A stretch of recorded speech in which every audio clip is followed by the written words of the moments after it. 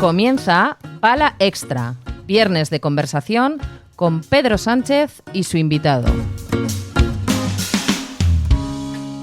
Buenos días. ¿Cómo que buenos días? Espérate, ¿dónde tengo yo todo esto escrito?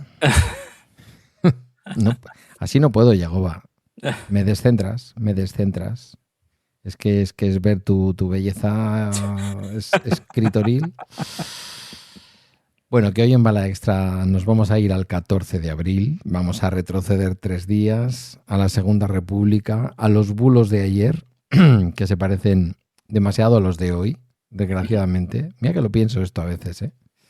Y lo vamos a hacer con alguien que sabe contarlo muy bien, que es Yagoba Álvarez Ereño, historiador, profe de historia en un Insti y nuestro escritor de historia de cabecera. No te puedes ni imaginar, Yagoba, el otro día intentando explicar a un cateto que no hubo un solo voto socialista contra el sufragio femenino durante la República. Digo, madre del amor hermoso. Ya. Sí. Te entiendo, me ha pasado mucho. Sí, pero tú tienes más argumentos. Yo solo tenía mi Yagoba. Lean a Yagoba Álvarez Ereño, que ha ido y se ha molestado en buscar en las fuentes, que es lo que hacen los historiadores. Óigame usted. Sí. No, a mí me ha llegado a pasar a incluso ponerles directamente lo que es, digamos, el diario de sesiones, el momento en el que aparece el listado entero completo de la votación, de los síes y los noes. Es mentira, tú lo has inventado. Y solicitarle, por favor, simplemente, oye, señálame algún nombre de algún socialista que votase no. Digo, porque había unos cuantos, pero digo, quiero decir, hubo 141 noes. Digo, alguno tendrá que haber, entonces. Y algunos, normalmente ya ahí suelen de alguna manera pues reconocer que obviamente no sabrían decirlo, básicamente, pero he llegado a tener a alguna persona que me ha llegado incluso a cuestionar lo que tú decías, el propio diario de sesiones del Congreso. Hombre, ya lo habrás modificado tú. Sí, me han llegado a decir, bueno, eso es una captura, de vete a saber qué, y además lo interesante del diario de sesiones es que tiene como una especie de mancha de agua que pone diario de sesiones. O sea, tipo una firma digital de las de ahora. Sí, o sea, es una firma digital que le ponen, que me parece, la verdad es que me parece muy bien, por el tema también de posibles falsificaciones y demás. Que a ver, que al final ya hoy en día seguramente se podrá falsificar ya de todo, ¿no? Pero, joder, no sé, hasta eso también me lo han llegado a esto, así que te entiendo perfectamente. No estaba en el guión, pero si quieres vamos a darle una pincelada ahora en cuanto haga la presentación a esto, porque fíjate que yo ya lo sumaría también a los bulos que en realidad lo que buscan ni siquiera es desacreditar a un partido concreto, sino a toda la República, a toda la Segunda República. ¿Sabes? Entraría dentro de los bulos de desorden, alboroto, esto era una locura, a las mujeres no les querían dejar votar. Oiga, perdonen, que hasta ese momento no habían votado, ¿sabes? Sí. Bueno, Egunon, buenos días, hoy es viernes 17 de abril de 2026 y este es el capítulo 1788 de Bala Extra, un podcast sobre mis cosas y hoy también las de Yagoba y las tuyas, que en el fondo, pues eso, son las tuyas. Hoy vamos con una conversación con mi querido Yagoba a propósito de su artículo 95 años de la proclamación de la Segunda República, verdad frente a los bulos. Si quieres el artículo, pues pon eldiario.es, Yagoba Álvarez, República, y ahí está. Vamos a mirar a la República sin nostalgia. Esto me parece importante y yo cada vez lo defiendo más. Pero tampoco sin caricatura. Y vamos a entender mejor qué nos dice de este presente de desinformación y de memoria discutida. Bueno, pues lo que has puesto tú en el artículo y ya digo, algo que yo cada día defiendo más. Olvidémonos, entiéndase lo que voy a decir, olvidémonos de la Segunda República y cada vez más defendamos la República como forma de gobierno, ¿no? Ni la primera, que también tuvo sus cosas buenas y malas, ni la segunda, la República. No, porque para defender la monarquía aquí nadie habla de Felipe IV o de Felipe V. No, eso es. Claro, hablamos de la monarquía es una institución, ¿no?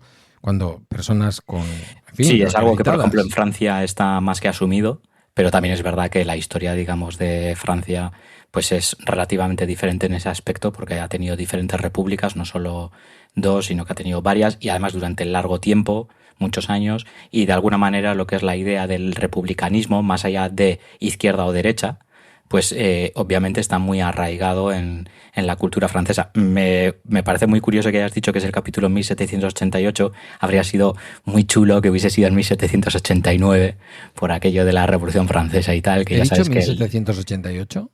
Sí, creo que sí, te he entendido en Pues 1788. mal. Esta inteligencia artificial a la que le pido que me haga el hook y las entradillas lo ha hecho mal. Es el 1790, de hecho. Ay, bueno, ya estamos en periodo revolucionario, estamos en revolucionario francés, que ya sabes que mi apodo es Jaguespierre precisamente por uno de los protagonistas de la revolución. No, bueno, a ver, sí que es verdad y ahí te doy la razón. Quiero decir que conmemorar la Segunda República, el 95 aniversario de la proclamación, obviamente, pues porque al final fue el gran experimento democrático del siglo XX en el caso de España hasta llegar la Constitución del 78 y todo el proceso posterior.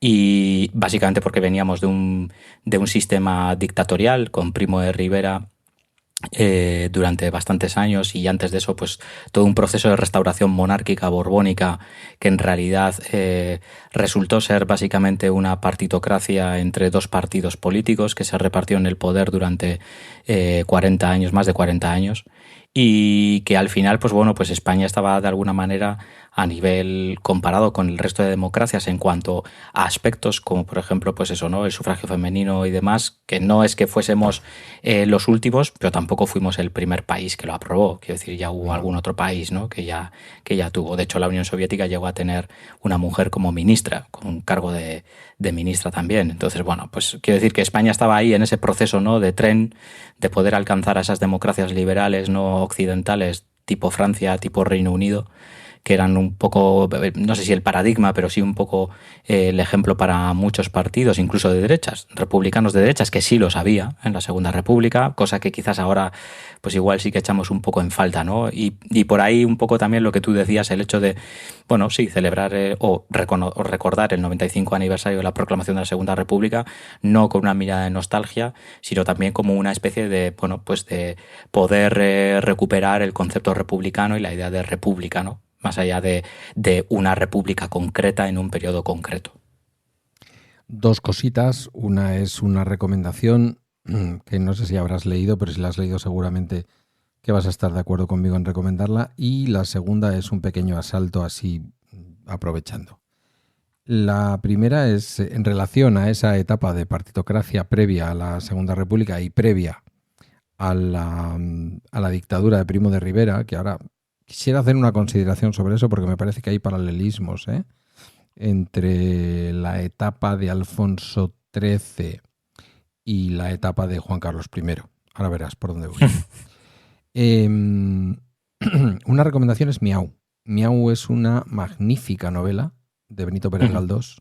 Benito Pérez Galdós, el garbancero, no sabía escribir, pero señoras, señores, no pueden ustedes entender la historia de España de finales del siglo XIX, incluso de comienzos del siglo XX, si no se leen algunas de las obras maestras de este hombre.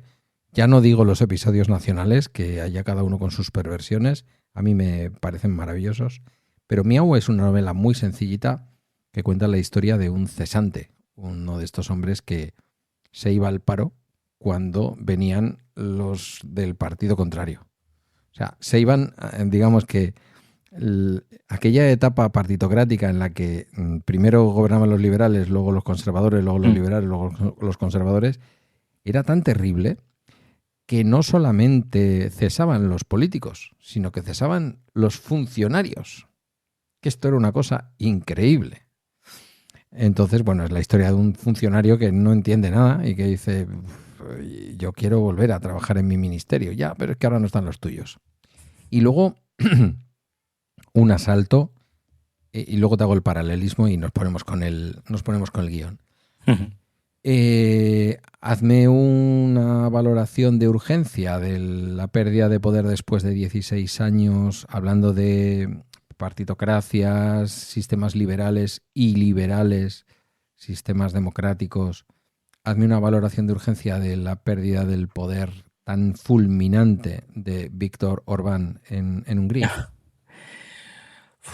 Pues es que la verdad es que es bastante complicado porque al final el este de Europa, o la Europa del Este, mejor dicho, tiene también su propia idiosincrasia debido también a, bueno, pues un periodo concreto en el que estos países tenían gobiernos, digamos, comunistas y eran satélites de la Unión Soviética, ¿sí? Después de la Segunda Guerra Mundial.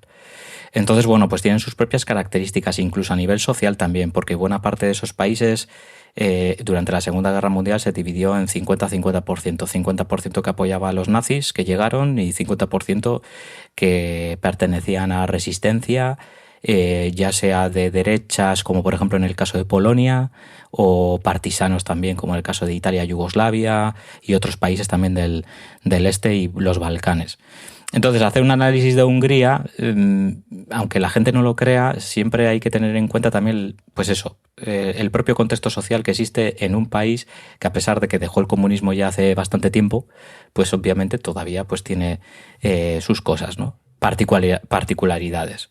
En el caso de Víctor Orbán, hay que recordar, porque yo creo que la gente se le ha olvidado, y yo creo que a los dirigentes del Partido Popular también se les ha olvidado, en estos últimos 2 días, habida cuenta de las cosas que han escrito en redes sociales, que Víctor Orbán era miembro del Partido Popular Europeo hasta hace apenas 5 años. 5. O sea, no hace 25 muy bien ni 20 con Aznar. años. Hace 5. Se llevó muy bien con Aznar. Claro, y de hecho Aznar hizo, pues no sé, no recuerdo exactamente el año, pero tampoco fue hace mucho tiempo, ¿eh? De hecho, yo no sabría decirte si incluso Víctor Orbán, no sé si estaría expulsado ya del Partido Popular Europeo, puede ser que todavía no, pero poco le faltaba. Aznar hizo una visita allí y de hecho se fotografió con él y demás, ¿no?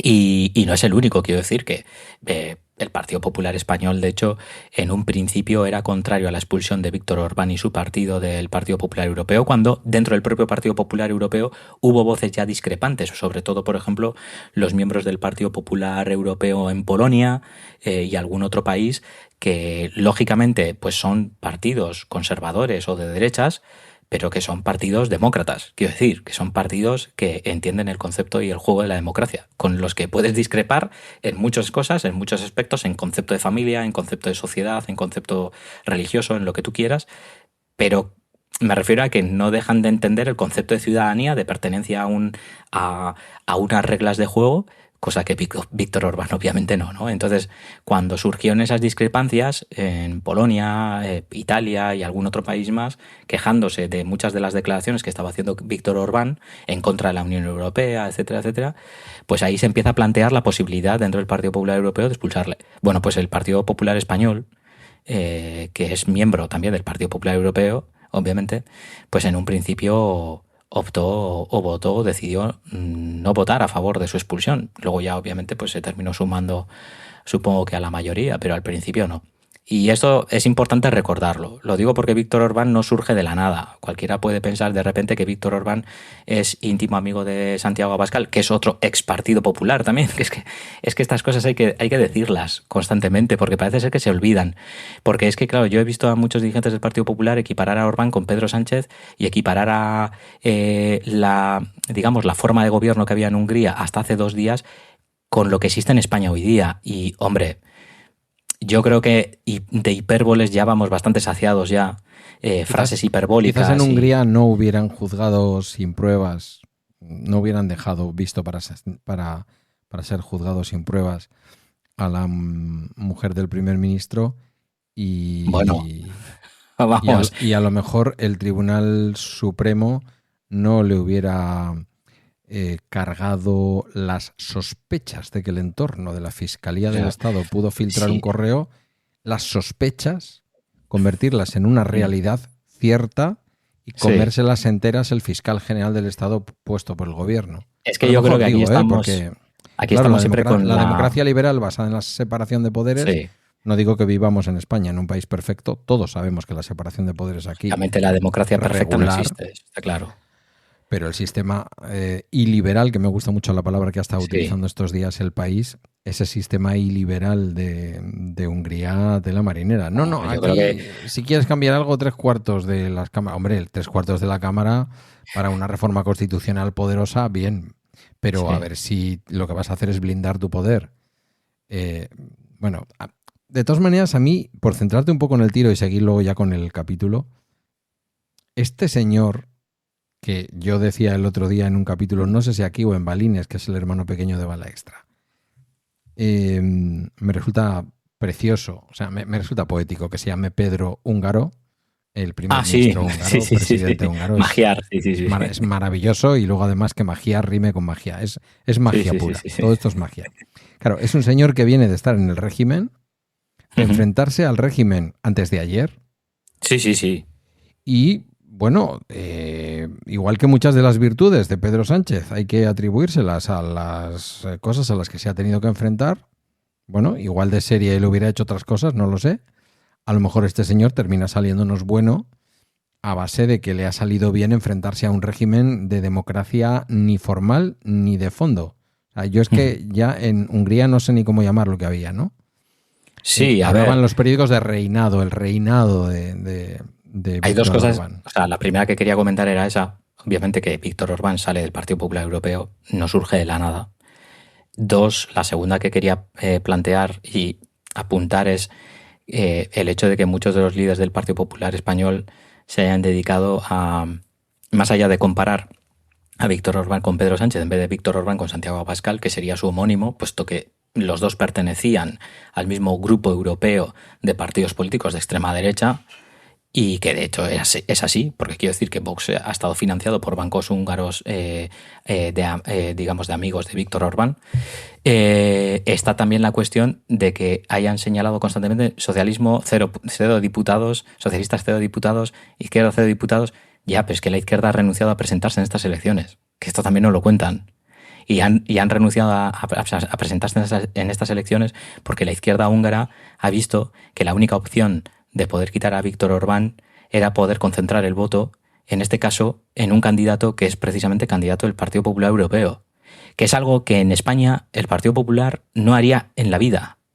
Que esto también hay que contarlo, que es que lo han estado diciendo como haciendo de menos, cuando en realidad lo que deja es en buen lugar a los partidos socialdemócratas europeos y socialistas europeos, que son capaces de entender que llegado el momento en el que hay dos opciones y una es un pseudotirano que está conduciendo el país desde hace 15 años a una situación... Un Trump europeo. Sí, totalmente. Y un joven que, como tú bien has dicho, sí sale del partido de Víctor Orbán. Nacionalista, conservador, de derecha. Sí, conservador también, o sea, quiero decir, pero bueno, es lo que te decía, ¿no? Es un partido conservador, de derechas, que bueno, que quizás, veremos a ver cuando pase el tiempo, pero que en principio, a primera vista, reconoce las reglas de juego de la democracia, entiende lo que es el concepto de ciudadanía y que todos, a pesar de nuestras discrepancias ideológicas, pues a través del concepto de ciudadanía tenemos unos deberes y unos derechos en el mismo marco del país en el que vivimos, y lo respeta. Entonces la izquierda húngara dijo, pues mira, no nos presentamos y que se concentre el voto. Pues esto es algo que Feijóo, Ayuso no serían capaces en la vida de plantearse siquiera. Podríamos ir más allá, ¿eh? Feijóo, Ayuso, el Pablo Iglesias. Sí, tampoco, o sea, quiero decir que bueno. Aquí esto es la vía rufián para alcanzar el poder en Hungría. Sí, básicamente así. Llevada al extremo, es decir, sí. ni siquiera nos presentamos en ninguna circunscripción. Eso es, sí. Porque solo hay una manera de ganarle a este pavo. Bueno. Sí. Entonces, bueno, pues en cualquier caso, para que vean que no somos tan recalcitrantes, yo estoy muy contento de que un señor conservador, pero que abraza la democracia liberal, o eso dice, ya lo veremos. Sí, ya lo veremos. Tiene también demasiado poder, pero lo necesita para cambiar. Haya llegado al poder. En Hungría. Uh-huh. Y luego voy a la última reflexión y ya te voy a hacer preguntas para que te explayes tú. siempre me ha llamado mucho la atención, es posible que incluso lo haya dicho aquí y a lo mejor incluso lo he hablado contigo, siempre me ha llamado mucho la atención la tendencia que tienen los últimos Borbones. El preparado de momento no se ha metido en estos líos, pero la tendencia que han tenido los últimos Borbones a flirtear con dictaduras y luego esperar que el pueblo les dé el apoyo. En el 31 salió mal.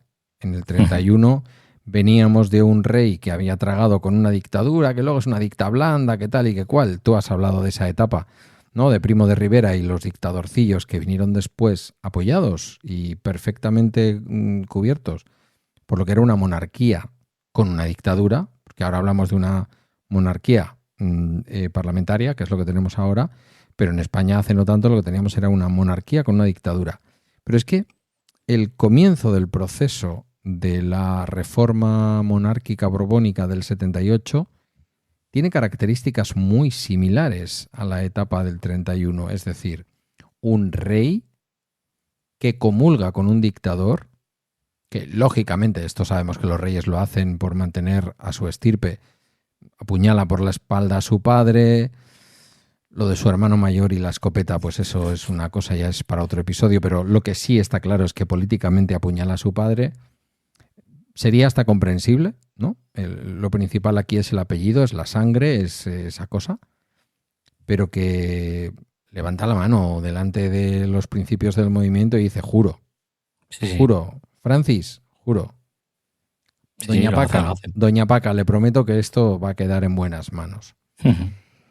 Y si fuera cierto que lo es, todo lo que se ha sabido de las entrevistas de Victoria Prego, Adolfo Suárez y todo lo demás, simplemente aprendiendo del 31, el statu quo aprende a no preguntarles a los españoles si quieren que un heredero del trono que ha colaborado con la dictadura le dé continuidad al estado político en España.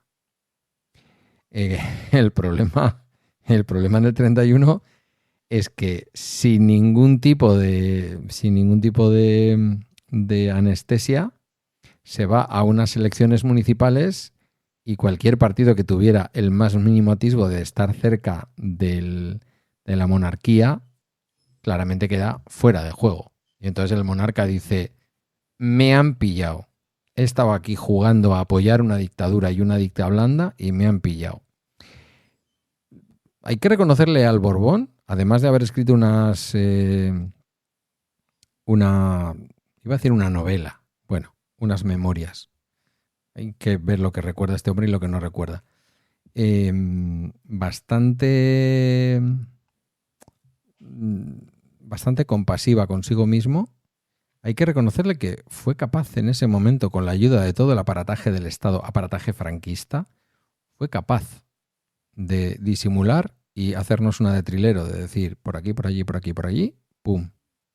Damos continuidad al todo atado y bien atado, ¿no? No hay un cierto paralelismo, salvo por el resultado final, claro.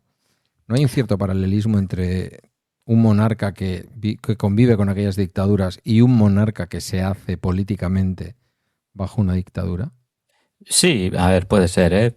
Está bien el matiz ese que has puesto, ¿no? El hecho de que Alfonso XIII ya reinaba, llega el golpe de Estado, el cual él conoce o dice conocer desde el principio los planes de golpe de Estado, lo ve de buena gana, lógicamente.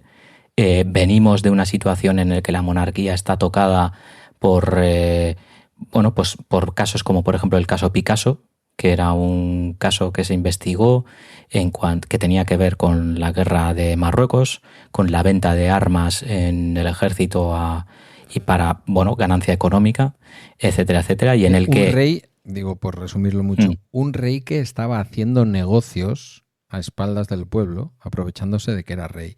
No estoy hablando de Juan Carlos, hablamos de Alfonso XIII. Sí, de Alfonso XIII. Hablamos del metro de Sevilla, ¿puede ser? ¿Como el metro de Sevilla?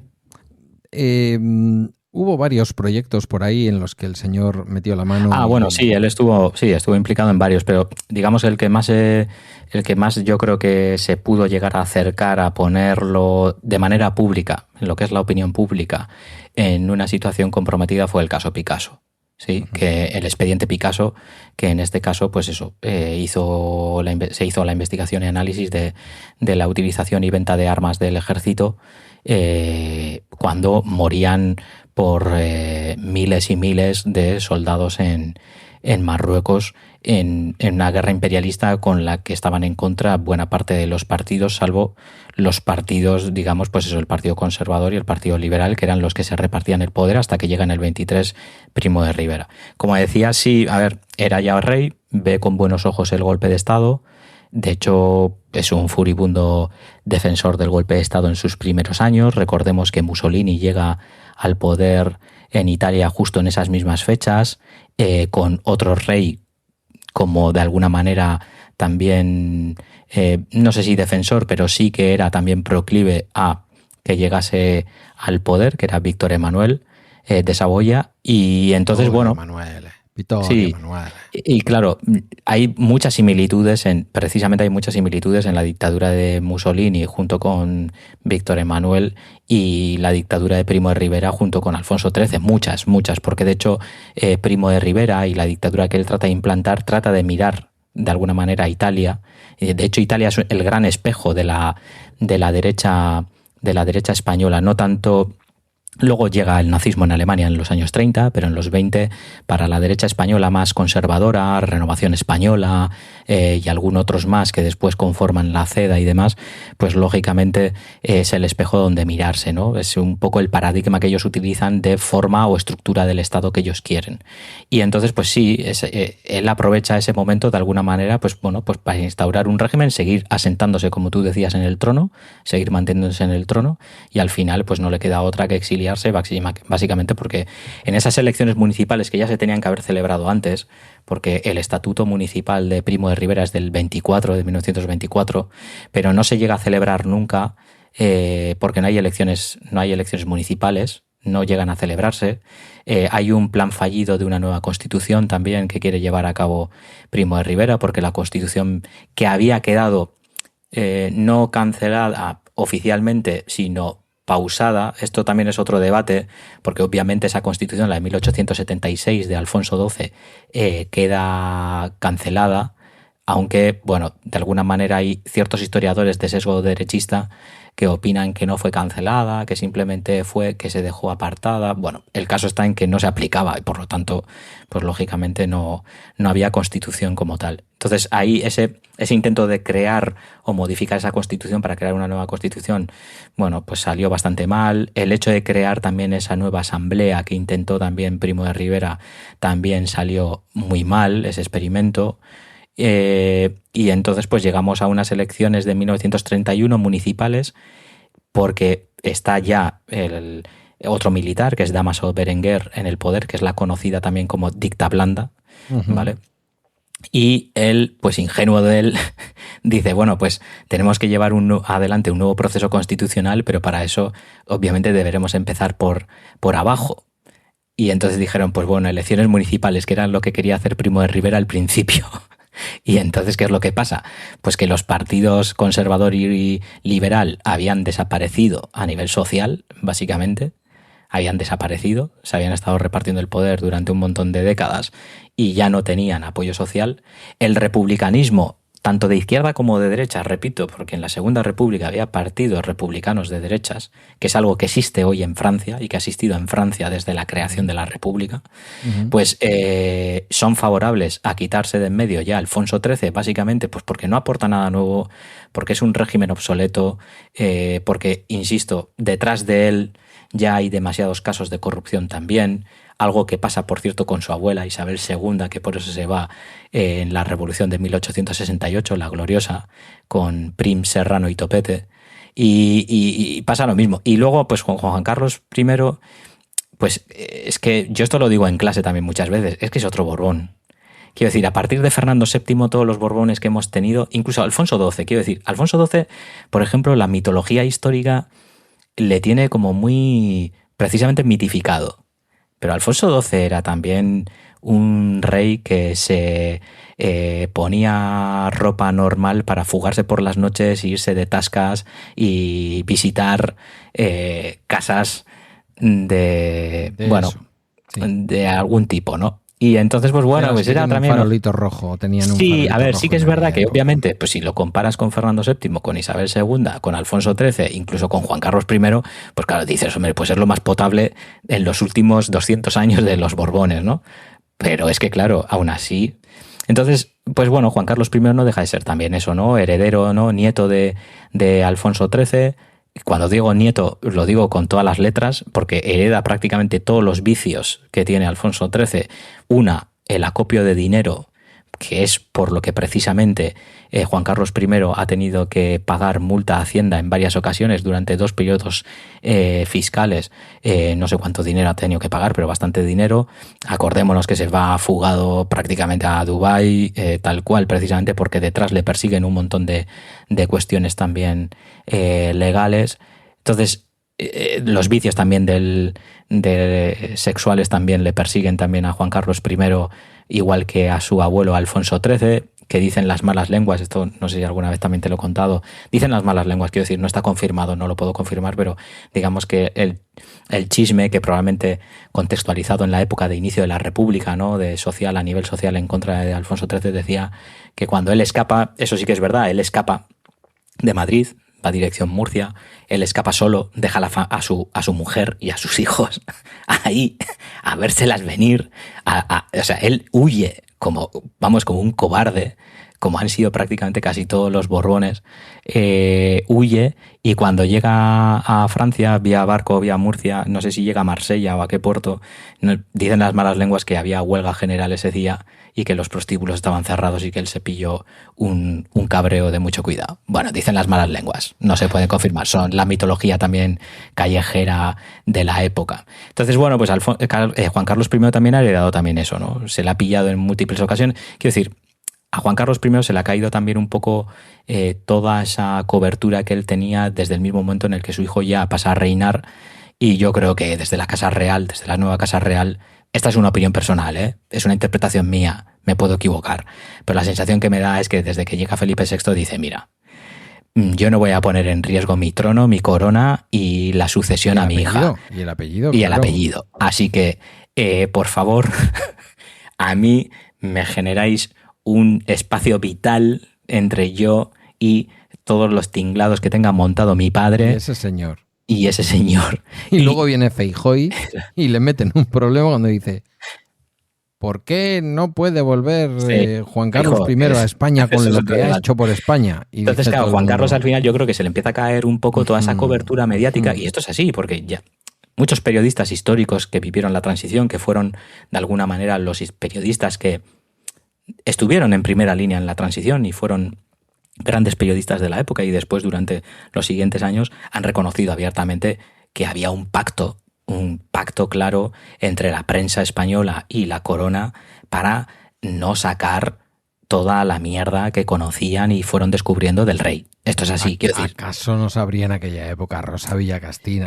Claro, por eso. Entonces quiero decir de pelos que se le quedaban. Que no es que Juan Carlos I se haya convertido en Alfonso XIII de repente en apenas los últimos 10 años, sino que él ya era así, un poco... El canto en las calles de España era Alirón, Alirón, Alfonsito es un ladrón. Bueno, pues no tenemos algo parecido con Juan Carlos I. Sí, yo antes me estaba preguntando, ¿no era el metro de Sevilla? No. Que en cualquier caso nunca se hubiera llegado a hacer, sino el metro de Madrid. El metro de Madrid, sí, el metro de Madrid. En Hispano-Suiza, la de los coches de lujo. Sí, la Hispano-Suiza, sí. En Transmediterránea, que sigue siendo hoy una empresa existente, si no me equivoco. Yo invito también a la gente que investigue de dónde viene Transmediterránea también y, bueno, en fin. Bueno, hombre, si se ponen a investigar las empresas del IBEX, se van a dar cuenta que en este país económicamente ha habido cero franquismo, sociedad anónima. Del franquismo. Franquismo, sociedad anónima. Ya, bueno. Más allá de los negocios privados, la fortuna del abuelo y, bueno, todo lo que hereda el nieto, vamos, si quieres, más allá de que vayamos a defender, porque vamos a coincidir tú y yo, evidentemente, en la república como una forma de gobierno, Si quieres, si nos ponemos filosóficos, la república, un poco al estilo de los griegos clásicos, frente a, porque se dicen, me lo decía esta mañana un buen amigo podcaster y oyente, bueno, pero los políticos son igual de corruptos en una república que en una monarquía. Yo pienso una cosa, ya, lo que pasa es que el punto de partida en la monarquía, corromperse, un político se puede corromper siempre, para eso tienen que ser los sistemas suficientemente, digamos, solventes, ¿no? Para descubrir todo esto. A los Koldos, a las Kitchen y a todas estas historias. Pero, claro, la monarquía parte de una corrupción en sí mismo. Y es democracia, pero la jefatura del Estado es de un apellido. Y de una rama de un apellido muy concreto. Porque, claro, si nos metemos ya en la cuestión monárquica, si nos vamos a Montejurra y todas estas cosas, ya podríamos decir, bueno, para algunos ni siquiera es la rama legítima, ¿no? Los carlistas pensarán que son otros los legítimos herederos del trono de España o del trono de Francia, ya incluso. Más allá de eso, hay un punto de partida que ya es corrupto en sí mismo, que es la idea de que un ser humano en una sociedad tiene una predisposición a gobernar a los demás por un apellido. Sí, a ver, concepto de monarquía, pues al final es una herencia también. Básicamente es anterior a la Edad Media, porque ya antes de la Edad Media ya existían monarquías, pero bueno, en el caso europeo sí que está muy enraizado con la Edad Media, ¿no? Que es el momento en el que empiezan a surgir pues múltiples reinos que luego se van unificando a través de matrimonios, guerras, etcétera, etcétera, y conformando pues el mapa que nosotros conocemos hoy.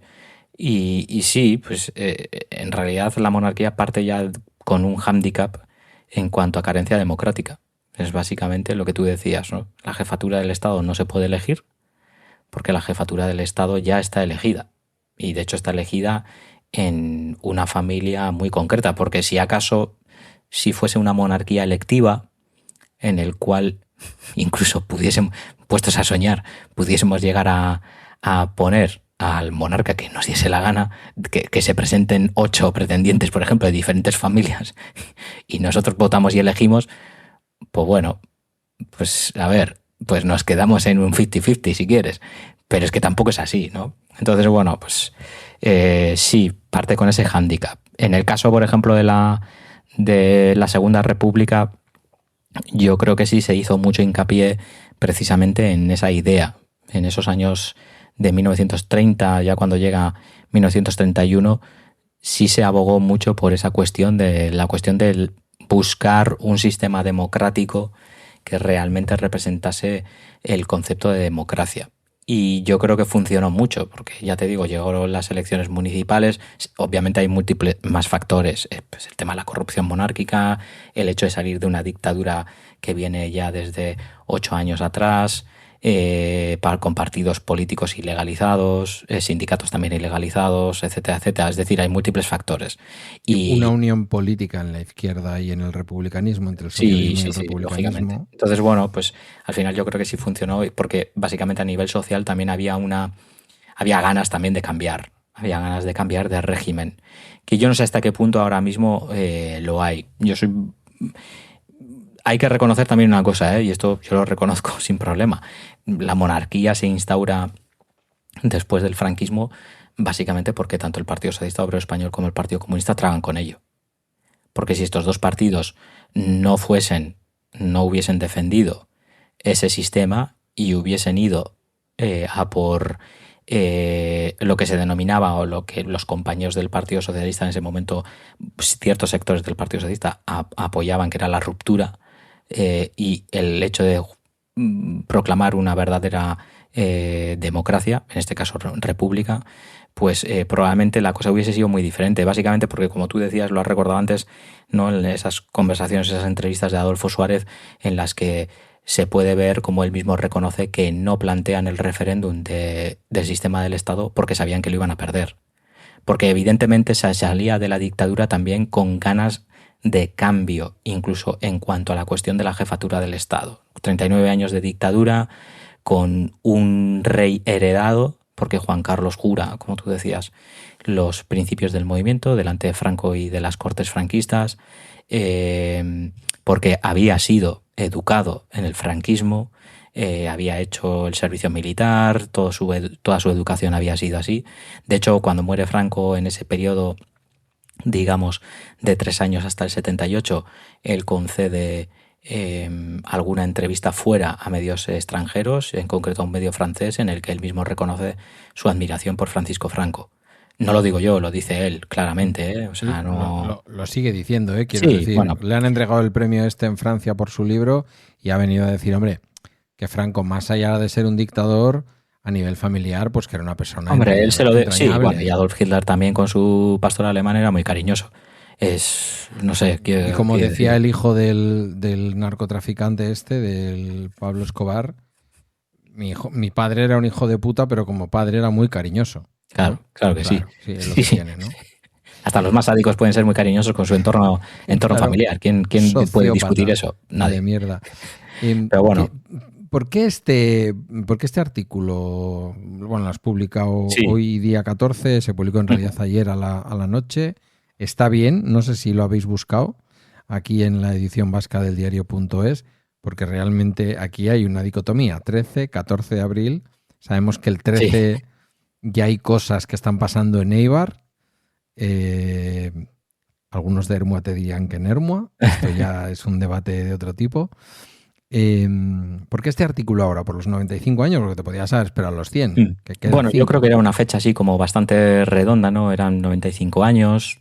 Y aparte también porque en los últimos años, de hecho lo comento también en el artículo, menciono a algún historiador, porque, bueno, el artículo básicamente se centra en 5 bulos o 5 mitos que se han estado perpetuando desde ciertos sectores antirrepublicanos o anti-Segunda República, aunque... Los sectores anti-Segunda República hoy son sectores antirrepublicanos totalmente. Aunque también te digo una cosa, yo si fuese una persona de influencia en la Casa Real, yo de verdad en serio que aconsejaría a Felipe VI apartarse cada vez más, lo más posible del Partido Popular, porque cada vez que abren la boca es precisamente para meterle más enfangados que otra cosa, ¿eh? Pero bueno, oye, eso ya es cosa de ellos. En todo caso, voy a compartir contigo en alto un pensamiento que me persigue desde hace muchos años. El partido que sostiene a la monarquía en España es el PSOE. Es el Partido Socialista Obrero Español. Ya está. 100%. Sí.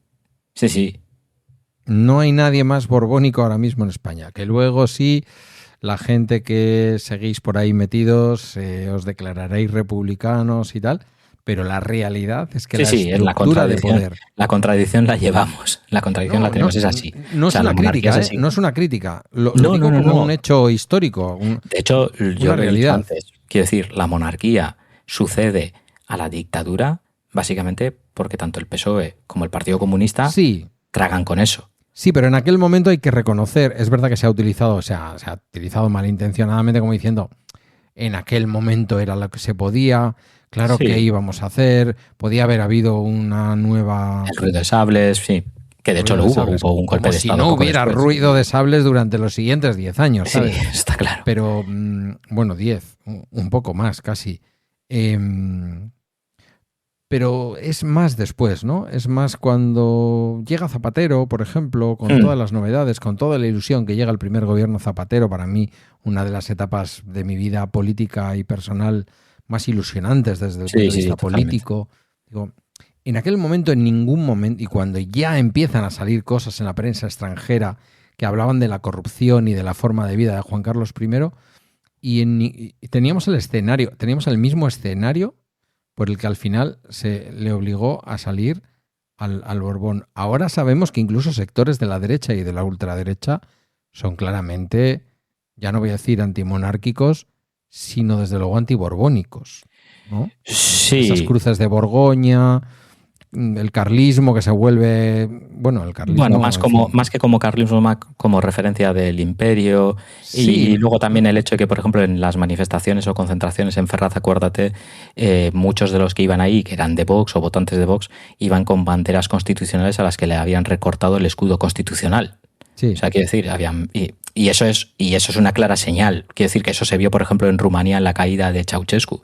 Es decir, cómo quitaban el escudo de la bandera rumana. Claro, lo que pasa es que te como dirán que esto simbología. es por el perro, no por el... no Sí, por sí, el pero quiero decir que ellos rey. hubo también proclamas en contra del Borbón y de Felipe VI también. En todo caso, quiero decir, el artículo va un poco más, pues la motivación es un poco esa, el tema del 95 aniversario y luego también el hecho de que en los últimos años como que se ha intensificado mucho a nivel divulgativo e histórico desde ciertos sectores, obviamente ideologizados, de derechas españoles, que siguen utilizando los mismos bulos que utilizó la derecha española para justificar el golpe de Estado de julio del 36 y que después el franquismo se encargó de perpetuar de manera activa y diaria, ¿no? Yo en ese artículo menciono 5, puede haber más, pero yo creo que esos 5 son los más característicos y conocidos. Échame cuentas, ¿durante cuánto tiempo gobierna entre el 31 y el 36, entre el 14 de abril del 31 y el 18 de julio del 36? ¿La República Española durante cuánto tiempo está en manos de un presidente, vamos a decir, de izquierdas? ¿Y cuánto tiempo está en manos de un presidente que podríamos considerar de derechas? Pues, a ver, es complicado decirlo, porque... A ver, sería un debate interesante si podríamos calificar a Azaña, por ejemplo, como de izquierdas en sus primeros años de la República. No creo que no era de derechas, obviamente, pero yo creo que representaba un republicanismo quizás más de un centro, tirando sí, sesgado a la izquierda y demás, que luego sí que obviamente se va escorando más a la izquierda cuando organizan lo que es izquierda republicana y demás, ¿no? Hombre, eso también pasa con Lerroux también. Lerroux, por ejemplo, después del bienio reformista, que es el primer gobierno que hay de la conjunción republicano-socialista, gobierna el Partido Radical Republicano de Lerroux, y en los primeros gobiernos no está la CEDA, no está lo que se llama la Confederación Española de Derechas Autónoma, en el que se concentra así, de alguna manera, todos los partidos de derecha, digamos, de derecha más natural española, ¿sí? Porque el PRR en realidad no tiene una evolución también ideológica. El Partido Radical no empieza siendo un partido de derecha, sino todo lo contrario. Al igual que el Partido Radical francés, cuando se crea, es un partido de alguna manera pues más escorado a la izquierda. Es un partido muy de corte francés en cuanto al radicalismo, laicismo y republicanismo. Son muy jacobinos también en cuanto a la cuestión de la centralidad del poder del Estado. Y luego, según van gobernando también, asumo que también, pues por las circunstancias, porque quizás a Lerroux tampoco le quedaba otra, porque la izquierda tampoco iba a pactar con él, pues busca a los aliados donde puede y termina encontrándose con la CEDA y las derechas, ¿no? Y entonces ahí sí que el PR, el Partido Radical y el propio Lerroux ya empiezan a girar, a escorarse más a la derecha. Y ya termina pues el último momento en el que ya el Frente Popular en febrero gana las elecciones y llega el nuevo gobierno, o llegan los sucesivos gobiernos, porque el gobierno del Frente Popular al final llega hasta, bueno, pues que termina la guerra civil, ¿no? Pues el Partido Radical de Lerroux pues termina escorándose tan a la derecha como que Lerroux al final le manda una carta a Franco para decirle que se suma al golpe de Estado también, ¿no? Y sin embargo, cuando se crea ese partido no está ahí. No está ahí, no está en la derecha ni nada. Entonces sería bastante complicado el hecho de poder decir... No me preocupa tanto cuánto tiempo... Del 33-34, cuando empieza a gobernar, ¿es de izquierda o de derechas? Pero fíjate, no me preocupa tanto el hecho de cuánto tiempo unos y cuánto tiempo otro, como combatir, que yo creo que es una de las cosas también que buscabas en el artículo que he leído hoy, combatir un poco determinados mitos que son falsos, ¿no? Sí. La República Española fue de izquierdas. La República Española tiene una parte provisional en que se constituye con Niceto Alcalá Zamora al frente. Sí, de hecho Niceto Alcalá Zamora no es de derechas, presidente... pero que tampoco es de una izquierda radical. Estamos hablando de un centro izquierda. No, pertenece a la derecha del 31, sí, más o menos. Pertenece a la derecha liberal republicana, que es un partido de derechas. Que se entiende con los socialistas y hacen un periodo constituyente que ya viene a demostrar que estamos construyendo una república que es Yo recuerdo una cosa, pluriideológica. Quiero recordar una cosa, porque esto, y luego ya especifico exactamente cuáles son esos 5 bulos, pero esto me viene bien porque muchas veces cuando yo he debatido sobre el tema del sufragio femenino, se ha dicho, bueno, Clara Campoamor pertenecía al Partido Radical, y el Partido Radical no era de izquierdas. Y entonces yo siempre especifico, yo tengo que recordar que tanto el Partido Radical como la derecha liberal republicana fueron partidos que se presentaron en la conjunción republicano-socialista. Claro. ¿Vale? Es decir, el primer bienio reformista, que es el primer gobierno que podríamos calificar como, no de izquierdas, pero sí reformista, liberal, realmente etcétera, etcétera. El que, fuera del periodo de guerra, el que todos recordamos como genuinamente el gobierno de la República, ¿no? Presidido por Manuel Azaña, toda esta historia, pues eso, entre el 31 y el 33. Ahí no estamos hablando de un gobierno completamente de izquierda, estamos hablando de un gobierno para nada, muy moderado, de centro izquierda. No, y repito que la conjunción republicano-socialista, ahí hay partidos republicanos que no son de izquierdas tampoco. O sea, quiero decir, es una conjunción de republicanos y de socialistas, y de hecho que son los firmantes también del Pacto de San Sebastián. O sea, quiero decir que en ese pacto no, de hecho no estaba el Partido Socialista como tal, firmó, bueno, esto ya es algo conocido, y Indalecio Prieto, pues bueno, pues hizo su trabajo ahí, etcétera, etcétera, que en este caso pues buen trabajo, pero quiero decir que había personas que eran de otras tendencias. Entonces, no es verdad, porque el primer gobierno sí que es verdad que no se puede calificar derechas, tampoco lo calificaría netamente de izquierdas, insisto, es un gobierno reformista, republicano, que va hacia la modernización de España.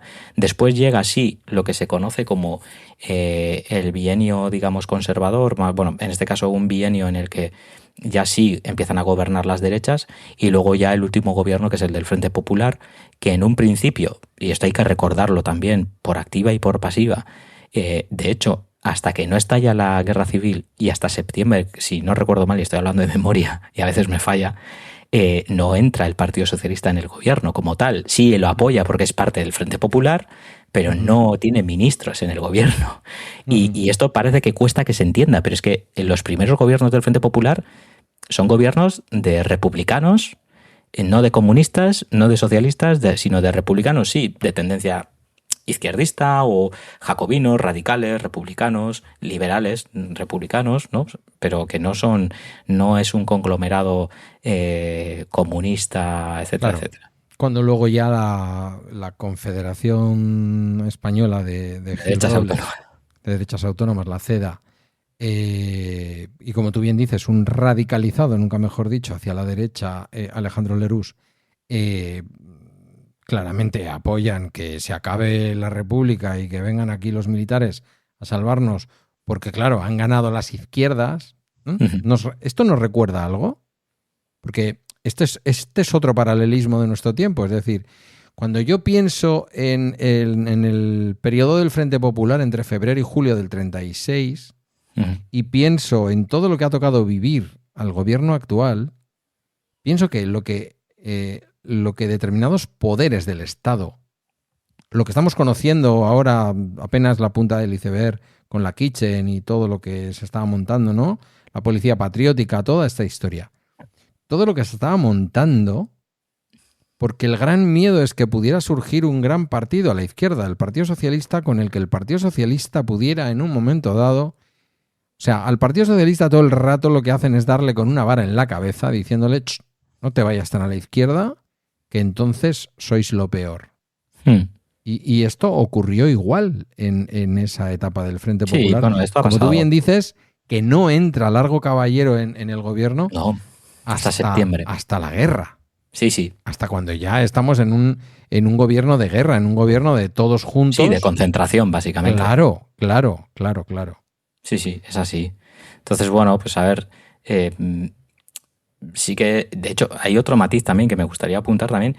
El partido, para que se entienda también lo que quiero expresar también con Lerroux y cómo va variando y cómo va evolucionando hacia una derecha, ¿no? En el debate constitucional de la Constitución de la República, que se inicia en septiembre del 31 y acaba en diciembre, se vota la separación de Iglesia-Estado. el Partido Radical de Lerroux es un ferviente defensor de la separación Iglesia-Estado, como partido republicano laico, radical, pero ferviente Claro, pero defensor. luego necesita la CEDA, que es profundamente católica. Claro, y entonces las derechas, por ejemplo, del Congreso, que eran minoría, porque salen de esas elecciones del 28 de junio de 31, sale un parlamento mayoritariamente de izquierdas o de centro republicano, en el cual sí podemos poner a Lerroux en ese momento, y las derechas son minoría, las derechas digamos que de alguna manera no toleran todas estas modificaciones que propone con respecto a la función de la Iglesia y el papel de la Iglesia, pues eso, matrimonio civil, divorcio civil, separación Iglesia-Estado, etcétera, etcétera, y entonces abandonan el debate constitucional en el mes de octubre. Bueno, el Partido Republicano de Lerroux sigue en el debate constitucional porque en ese momento, como decía, no es un partido de derechas, es un partido de centro republicano, radical, jacobino, laico, y luego va evolucionando, luego va cambiando por las circunstancias, las necesidades, lo que sea, pero va variando y va cambiando, ¿no? Cuando Yagoba, habla de jacobino con ese apelativo en redes sociales, que quede bien claro, digo, para los que estáis menos habituados a la jerga política, jacobino en el sentido en el que mi queridísimo... ¿cómo se llama? El político socialista catalán que fue ministro de Hacienda, Borrell. En el que mi queridísimo Borrell se defendía como jacobino, se definía como jacobino, es decir, sin ser estrictamente una forma nacionalista de entender el Estado, sí una forma, vamos a decir, centralista de gobierno del Estado. Es decir, la importancia que durante la República Francesa, que es donde nace este concepto del jacobinismo, tiene el hecho republicano, es decir, bueno, y ojo, y está en nuestra Constitución, porque el máximo representante, tú que sabes de política, esta pregunta tiene trampa para la mayor parte de la gente, estoy seguro que para ti no. ¿Cuál es el máximo representante del Estado en la Comunidad Autónoma del País Vasco? Pues mira, ahí me has pillado. Dios, no puede ser. Sí, me has pillado. Porque tendría apellida Pradales. Sí, a ver, pero también es verdad que al final sí que el Lendakari obviamente es la máxima autoridad. El Lendakari es la máxima autoridad del Estado en la comunidad autónoma. Esto es una cosa que a la gente no le entra en la cabeza. Sí, pero eso es, quiero decir, eso es ahora por el tema del Estatuto de Autonomía. En su momento, lógicamente, era el gobernador civil, porque el gobernador civil... durante el franquismo sí. Eso es, era el que durante tenía el franquismo sí. Pero es bonito de ver, porque una constitución que es tremendamente federal, casi federal, tiene estos puntos jacobinos, ¿no? Es decir, la manera de ser centralista es que yo a ti te reconozco como autoridad del Estado, aunque en realidad tú representas la descentralización máxima, que es las comunidades autónomas y en una comunidad autónoma como Euskadi, ¿no? Bueno, sin más, quiero decir, por si alguien pensaba que era la delegada del gobierno, no, es la presidenta de la comunidad autónoma. Si nos vamos a la Segunda República, obviamente el delegado de gobierno pues era de alguna manera pues eso, la máxima autoridad del Estado como representación precisamente del Estado. Sí, me apuras hasta el gobernador militar en algunos años. Sí, también, sí, claro. También. Bueno, los bulos, sí, que me han interesado muchísimo los bulos de tu artículo de hoy. Sí, a ver, yo, como decías, seguramente hay más, pero yo creo que he puesto los 5 más conocidos, ¿no? Yo creo que el primero, digamos así, más conocido es el mito que existe sobre el caos excepcional que era la República Española. Algo así como pintar a España como una especie de caos político frente a una Europa que vivía plácidamente en una especie de paraíso terrenal en el que no había ningún tipo de conflicto ni problema. Pero yo tenía entendido que a Franco no le quedó otra, que había muchísima violencia en las calles.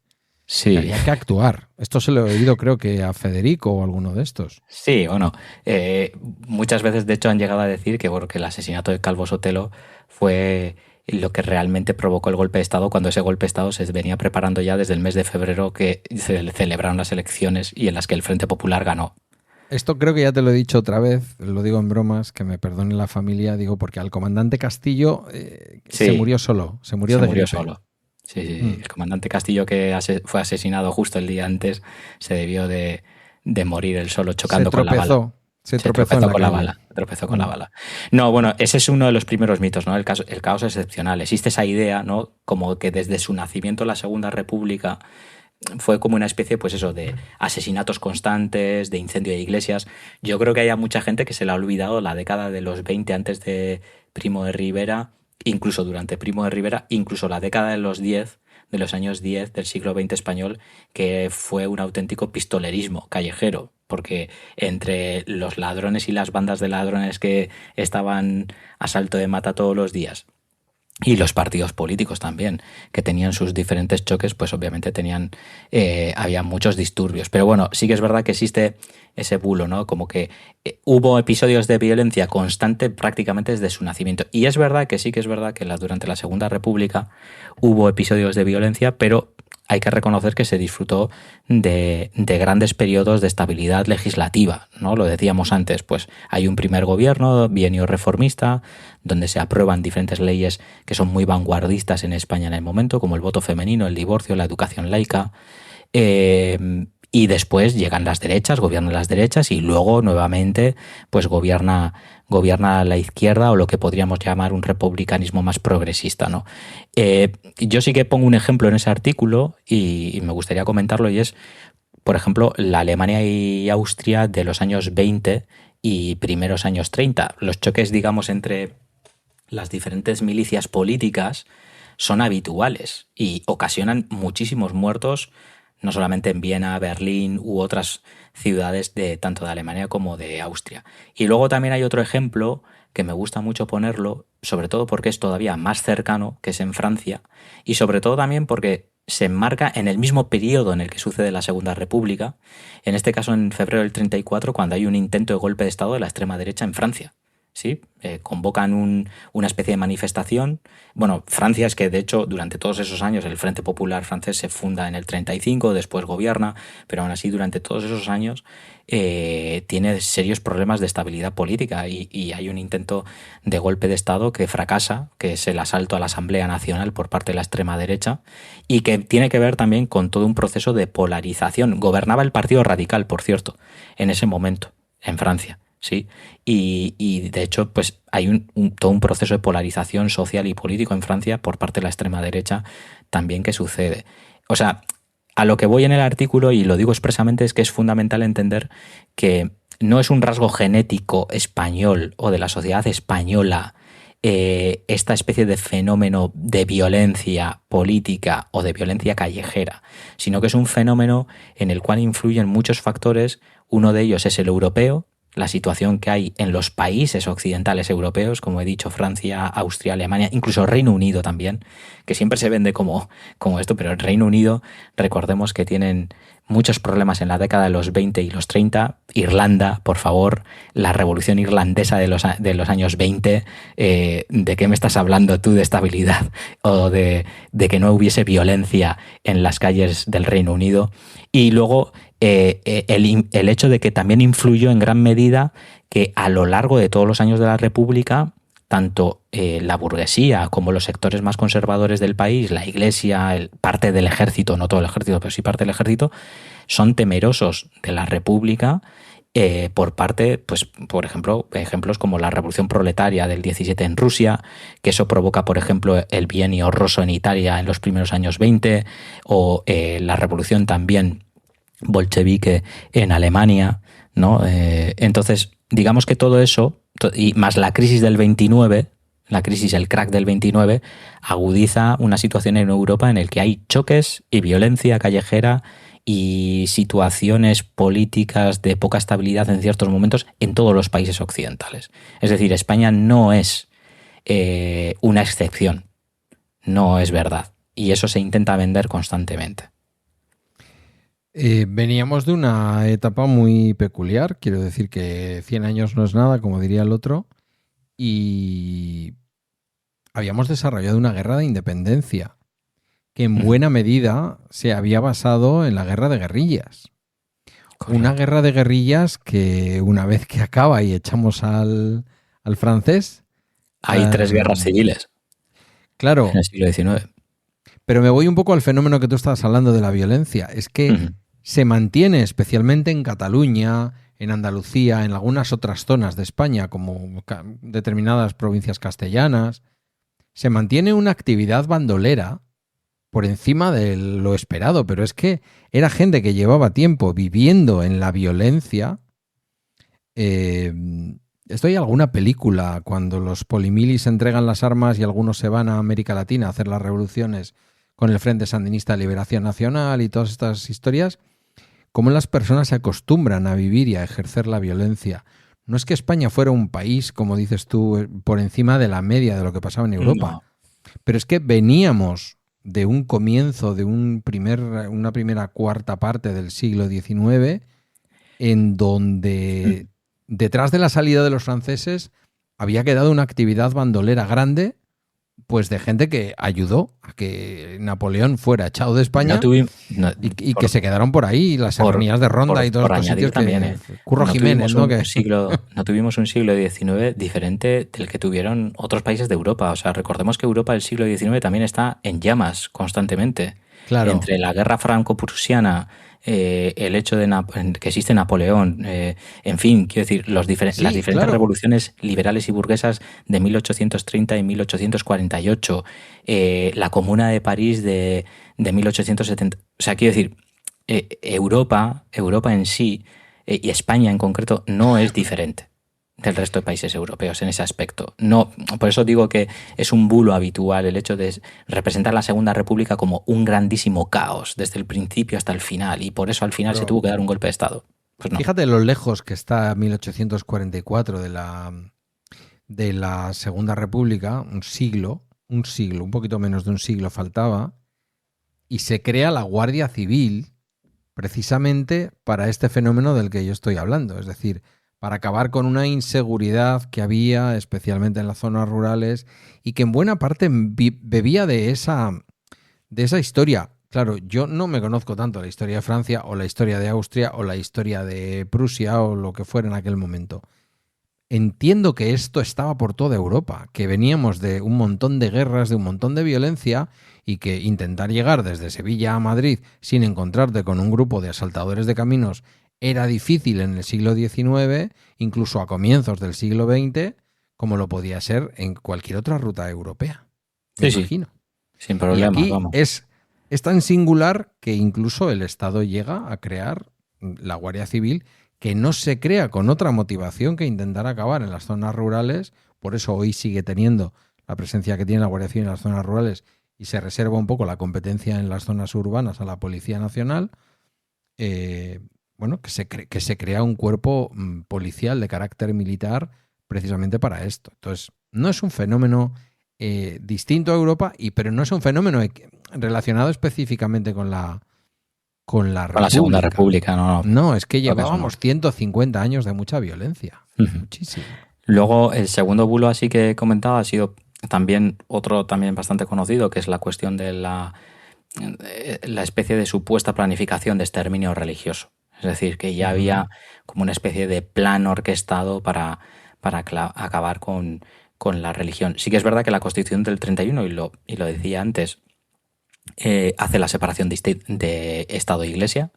¿Sí? De hecho, sí que es verdad que en su Constitución se aboga también por convertir en civil muchas cosas que hasta entonces pues eran religiosas, como por ejemplo el matrimonio o el divorcio. ¿Sí? Pero lo cierto es que en la Constitución del 31 sí garantizaba la libertad de cultos. O sea, no había prohibición de culto. De hecho, la violencia anticlerical, digamos, más extrema, después del golpe de Estado de julio, es básicamente fruto más del desorden de las primeras semanas y de los primeros días que otra cosa. Que sucede lo mismo con la llegada de la República. Es decir, en el 31 sí que es verdad que en los primeros días, las primeras semanas, diferentes grupos anarquistas o vinculados al anarquismo sí que llevan a cabo diferentes quemas de iglesia y demás, pero se refiere, o sea, está contextualizado en ese cambio, ¿no?, de régimen en el que parece como que hay una ausencia, ¿no?, de orden estatal que obviamente se termina pronto, se termina rápido. Sí que hubo sectores o partidos o bueno, dirigentes en el Frente Popular que jalearon, digamos, esta violencia, pero bueno, como decía en el artículo, Manuel Azaña u otras figuras del gobierno, incluso ministros socialistas, intentaron obviamente detener, digamos, todas estas sacas, digamos, de religiosos y tratar de salvar a religiosos. De hecho, como digo, la persecución es más en esos primeros días, primeras semanas de desgobierno, ¿no? Porque al final dan un golpe de Estado, chico, a ti no te avisan, no te mandan un mensaje y te dicen, oiga, mire, como Gila, oiga, le llamo porque vamos a dar un golpe de Estado. Entonces, vaya preparándose porque vamos a ir. No te avisan. Tú te levantas una mañana y te abren la puerta del despacho o lo que sea y te dicen, señor presidente, están dando un golpe de Estado. Y entonces, pues bueno, pues en esas primeras horas, esos primeros días, tú haces lo buenamente que puedes. El Estado republicano como tal, como institución, nunca legisló contra la vida de los religiosos. Nunca se prohibieron las misas los domingos, no se cerraron iglesias. De hecho, insisto, garantiza la libertad de cultos la Constitución e incluso, aunque limite su poder económico y educativo, lógicamente, porque era una república que abogaba por un laicismo y por tratar de separar, como he dicho antes también, Iglesia-Estado, pero gobiernos como el de Juan Negrín, por ejemplo, en el 38, y no creo que Juan Negrín pueda ser acusado precisamente, o por lo menos no podría ser acusado precisamente de connivencia con el papado ni con el Vaticano, pero creó lo que se llamaba como el Comisariado de Cultos con el objetivo de precisamente normalizar la vida religiosa en la zona republicana y reabrir iglesias. Estamos hablando del año 38, estamos en plena guerra civil. O sea, quiero decir, en el lado republicano, en plena guerra civil, el presidente del gobierno en ese momento decide el crear un comisariado de culto precisamente para eso, para normalizar la vida religiosa, porque obviamente dentro del bando republicano también había católicos o que procesaban algún otro tipo de religión, y en el artículo precisamente lo comento, el Partido Nacionalista Vasco es un partido profundamente católico en ese momento y fue parte del poder republicano. De hecho, llegó a tener ministros entre el 36 y el 39 en el gobierno republicano. Y, hombre, pues si la República, lo planteo en el artículo, si la República hubiese pretendido un exterminio religioso, pues lógicamente hubiese empezado por el norte, que al final era zona controlada y de alguna manera, pues bueno, pues... Pero no, la cuestión está en que en Euskadi y el gobierno civil, de alguna manera, de la República, no perdieron el control del orden público y entonces, por lo tanto, demostraron que el problema no era un problema de ideología de la República, que es lo que planteo en el artículo, sino que más bien era un problema de colapso del orden estatal, del orden republicano, en ciertas zonas y esos primeros días, esas primeras semanas. Pero eso es muy diferente, digamos, de todo el argumentario que utilizaron los golpistas durante los 3 años de guerra civil y que siguieron perpetuando durante el franquismo.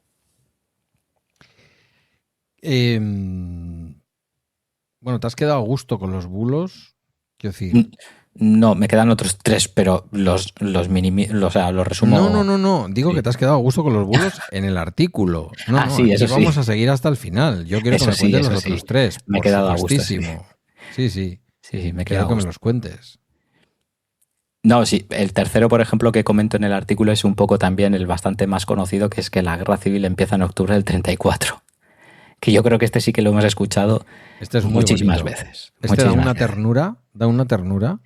Sí, y entonces, claro, o sea, quiero decir, se señala sobre siempre... todo porque el bienio negro en el que gobierna la CEDA con Lerroux es posterior a eso, quiero decir, o estamos ahí, estamos ahí, ¿no? ellos llegan... 34.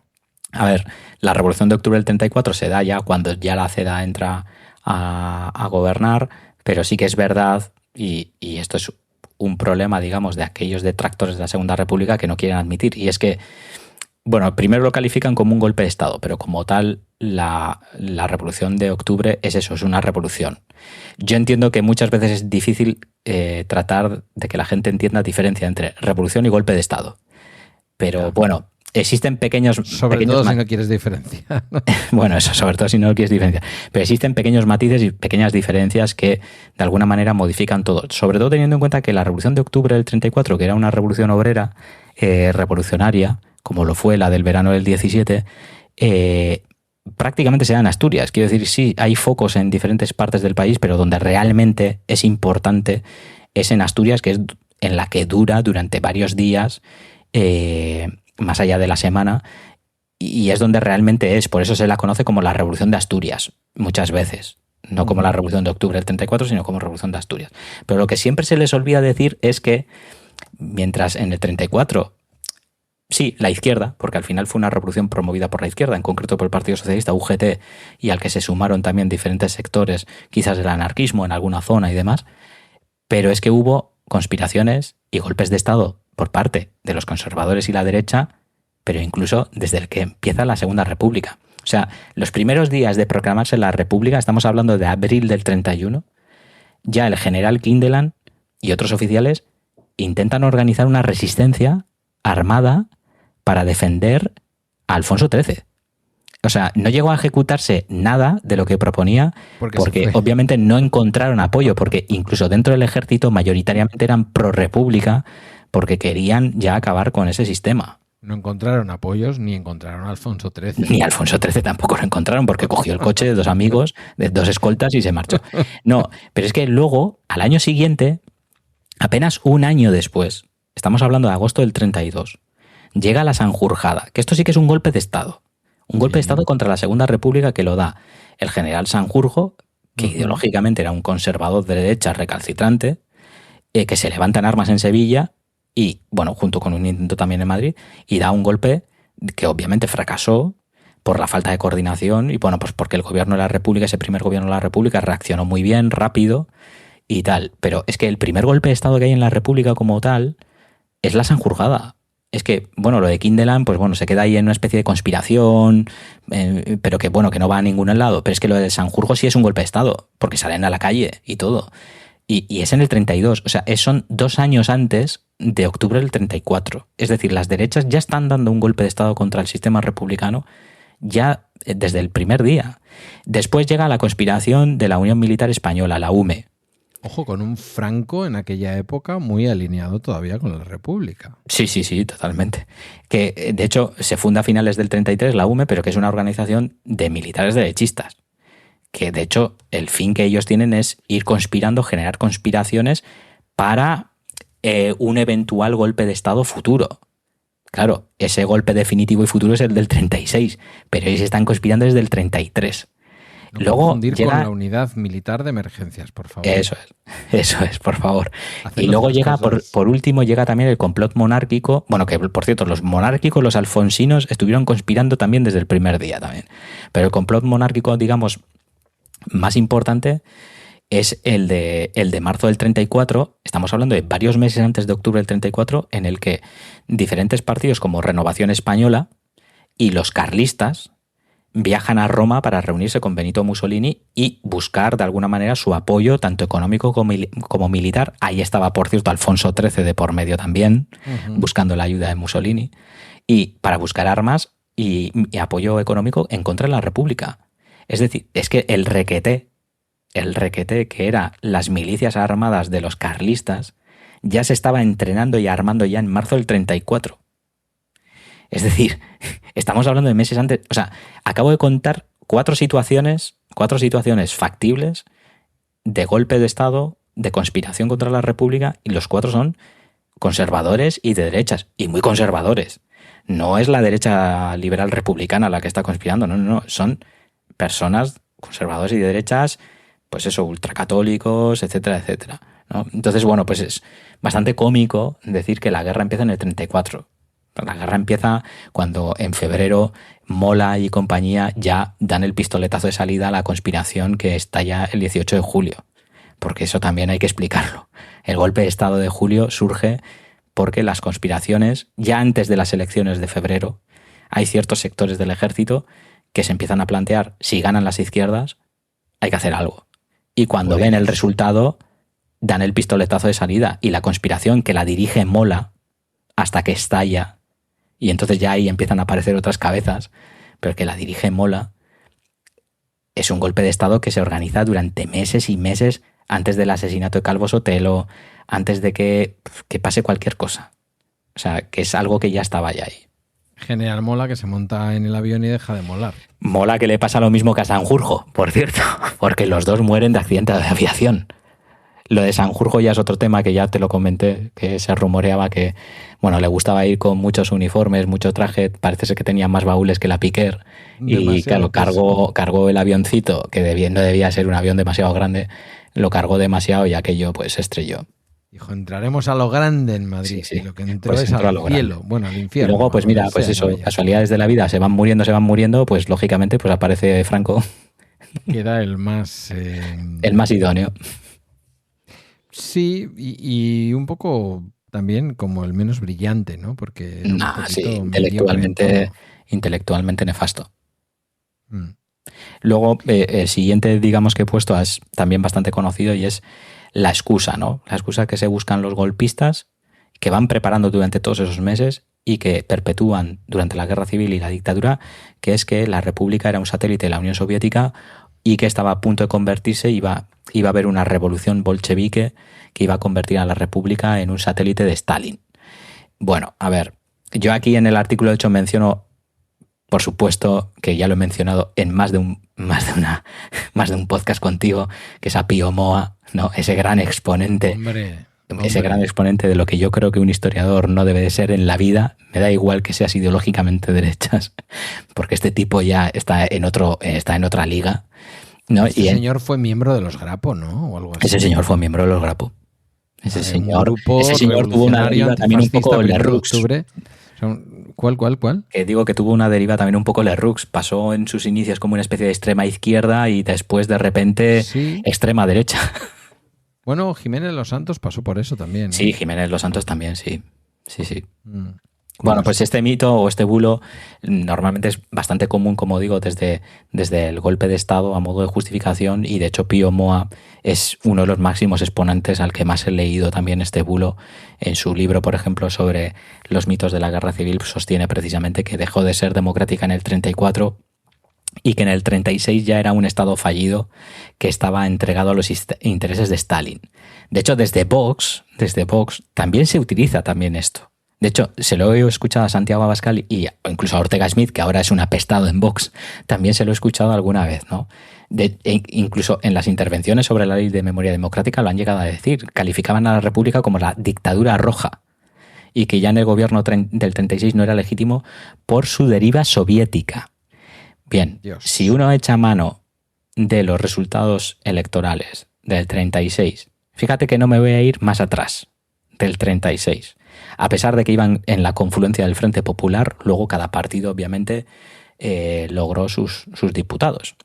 El Partido Comunista de España tenía 17 diputados de 473 diputados totales del Parlamento. 17. 17. O sea, era una fuerza puramente testimonial si la comparamos con el Partido Socialista Obrero Español o con Izquierda Republicana. Es decir, los dos partidos más de exponentes de izquierdas en ese momento. Es decir, la influencia de la Unión Soviética no existe en el año 36 como tal, en la Segunda República. Sí que es verdad que una vez que se inicia la Guerra Civil, y básicamente porque el único país, junto con México, que vende armas a la República es la Unión Soviética, pues a partir de ahí sí que es verdad que la Unión Soviética empieza a tener más influencia. Y el Partido Comunista de España, de hecho, empieza a aumentar en militantes una vez que ya estalla la Guerra Civil. El hecho también de que las juventudes comunistas y las juventudes socialistas se unifiquen en las conocidas como juventudes socialistas unificadas, que es algo que no consiguen hacer a nivel sindical con la UGT y ni tampoco a nivel de partidos, porque Largo Caballero se opone, por cierto, pues lógicamente eso sí ayuda a que tengan más influencia. Pero fíjate lo diferente que es explicar esto de lo que ellos dicen. Es decir, la dependencia de la Unión Soviética, de la Segunda República, que va creciendo a lo largo del avance de la guerra, es una consecuencia de la propia guerra y de que no tiene apoyos de las democracias occidentales. Tanto Reino Unido como Francia se lo niegan por el supuesto comité de no intervención, cuando Alemania y Italia eran miembros del comité de no intervención y intervenían abierta y públicamente.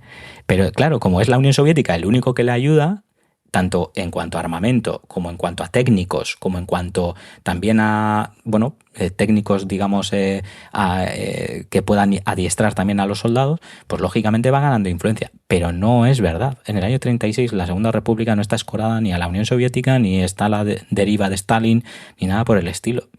Obedece básicamente a una cuestión de que va avanzando la guerra y el único apoyo real que tiene a nivel técnico y militar es la Unión Soviética, porque ninguna democracia occidental le quiere apoyar.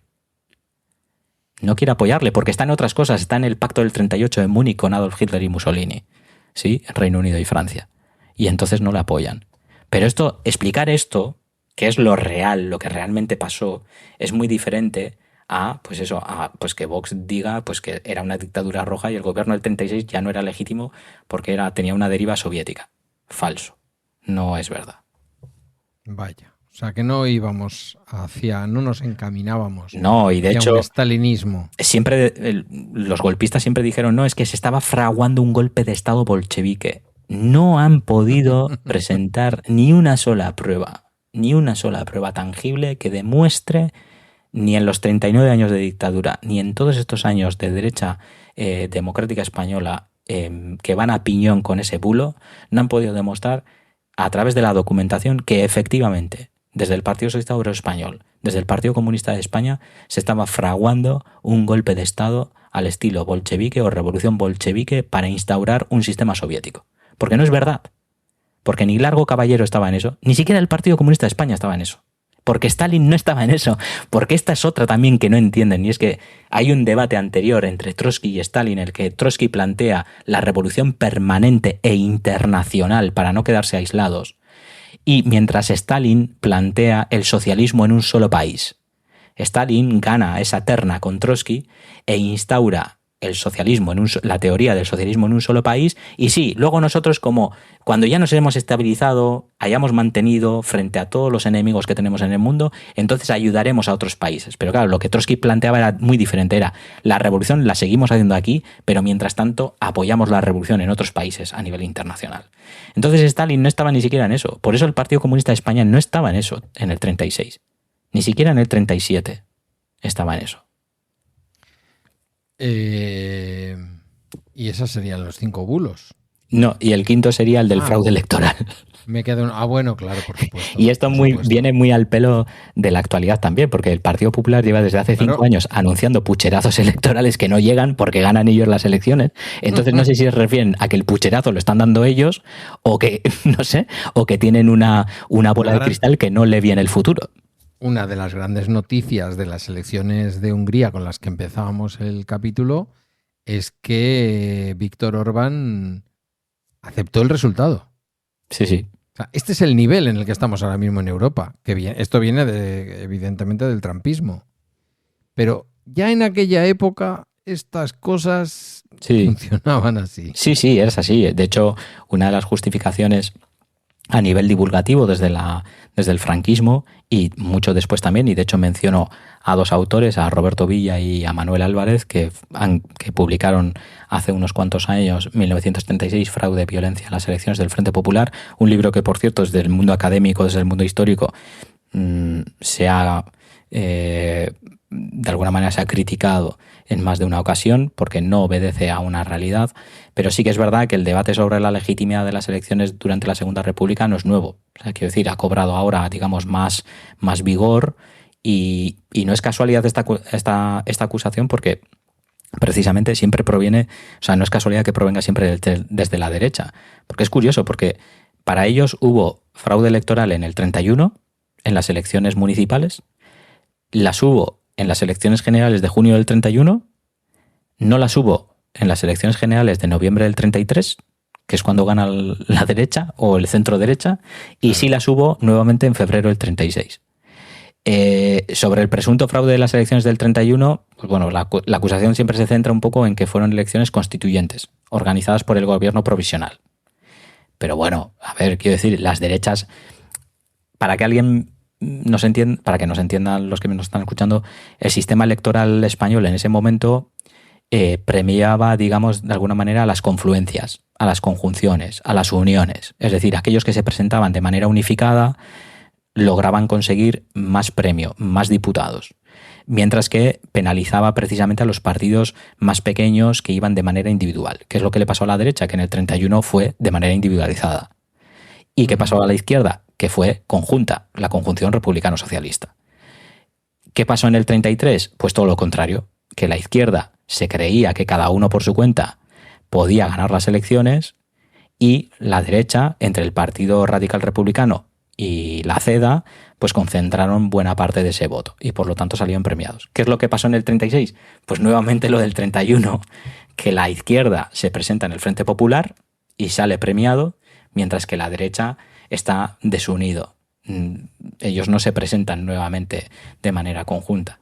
Entonces, sí que es verdad que el clima del 31 es un clima de enorme entusiasmo por la caída de la monarquía, de las elecciones municipales, y la derecha está totalmente desorganizada, porque está en estado de shock. Quiero decir, el Partido Conservador y Liberal desaparecen del ámbito social y político. Y el resto de partidos de derechas, salvo la derecha republicana liberal, pero que está en la conjunción republicano-socialista, pues son derechas, pues eso, muy, muy pequeñas, muy desorganizadas. Falange todavía ni siquiera se había creado. El tradicionalismo y el carlismo pues están en sus batallas y en otras cosas. Entonces, bueno, esa situación genera que haya una hegemonía electoral de la conjunción republicano-socialista. Pero no hay ningún fraude. No hay ningún fraude.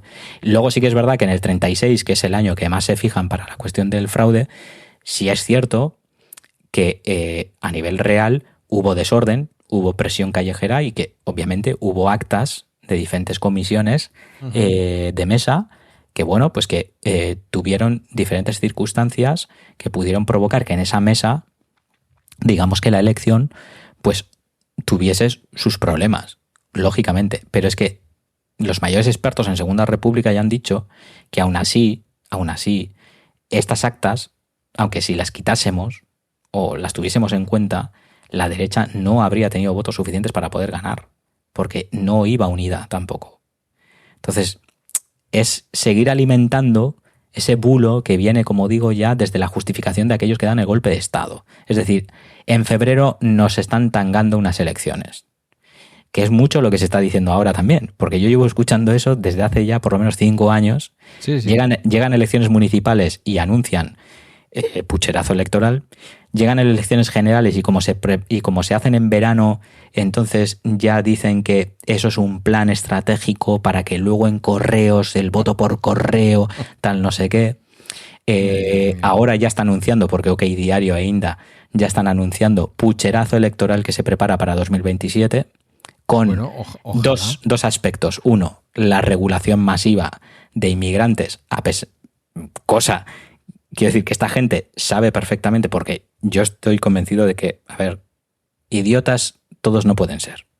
Y yo creo que ya hay un poquito de mala fe, porque cualquiera sabe que un migrante regularizado es una cosa y otra cosa es tener la nacionalidad. Tú puedes estar regularizado y seguir teniendo tu nacionalidad, y otra cosa es tener la nacionalidad española, que es la que te permite tener el derecho a poder votar en esas elecciones generales. Sí.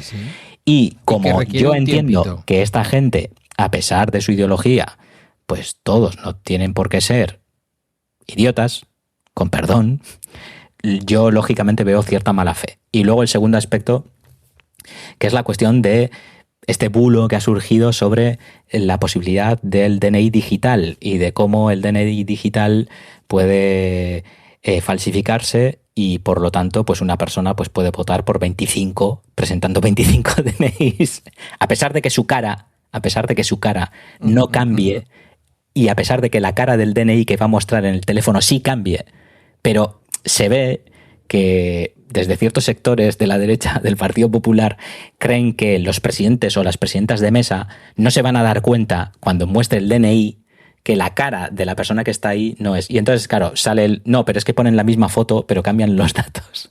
Y entonces es cuando tú dices, bueno, en las últimas elecciones de Castilla y León, las últimas elecciones de Aragón, se ha podido votar con el DNI digital. ¿Quién ha ganado las elecciones de Aragón?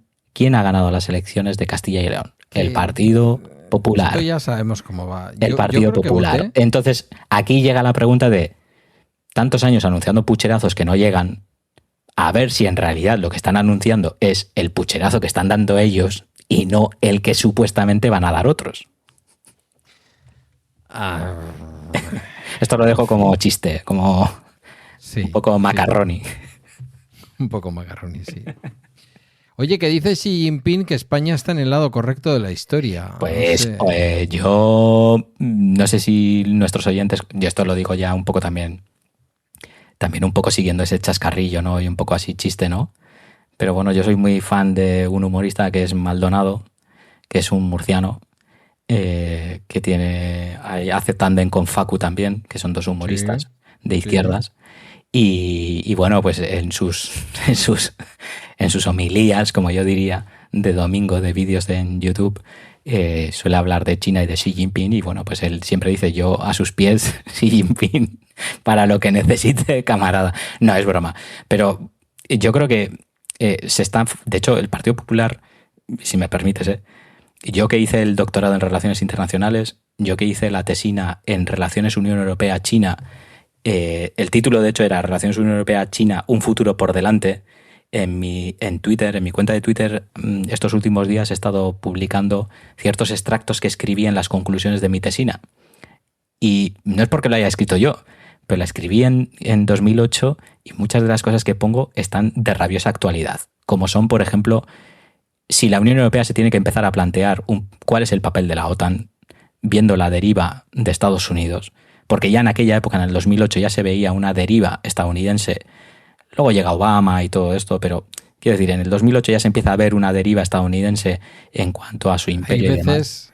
Hay veces que cuando tú no pides el divorcio te lo terminan pidiendo, ¿eh? Sí, por eso. Entonces, ya en el 2008 planteaba que la Unión Europea se tiene que empezar a cuestionar esta especie de unilateralismo en el que parece que la Unión Europea siempre tiene que estar a servicio de Estados Unidos en su política internacional, en la suya, no en la de la Unión Europea, porque Estados Unidos siempre se ha agarrado un poco a la situación con Rusia, ¿no? Esa vecindad con Rusia. Putin también ha ayudado mucho también a que los países europeos, sobre todo los del este de Europa, más cercanos a Rusia, bueno, vayan con la OTAN a piñón fijo y con Estados Unidos en estos últimos años.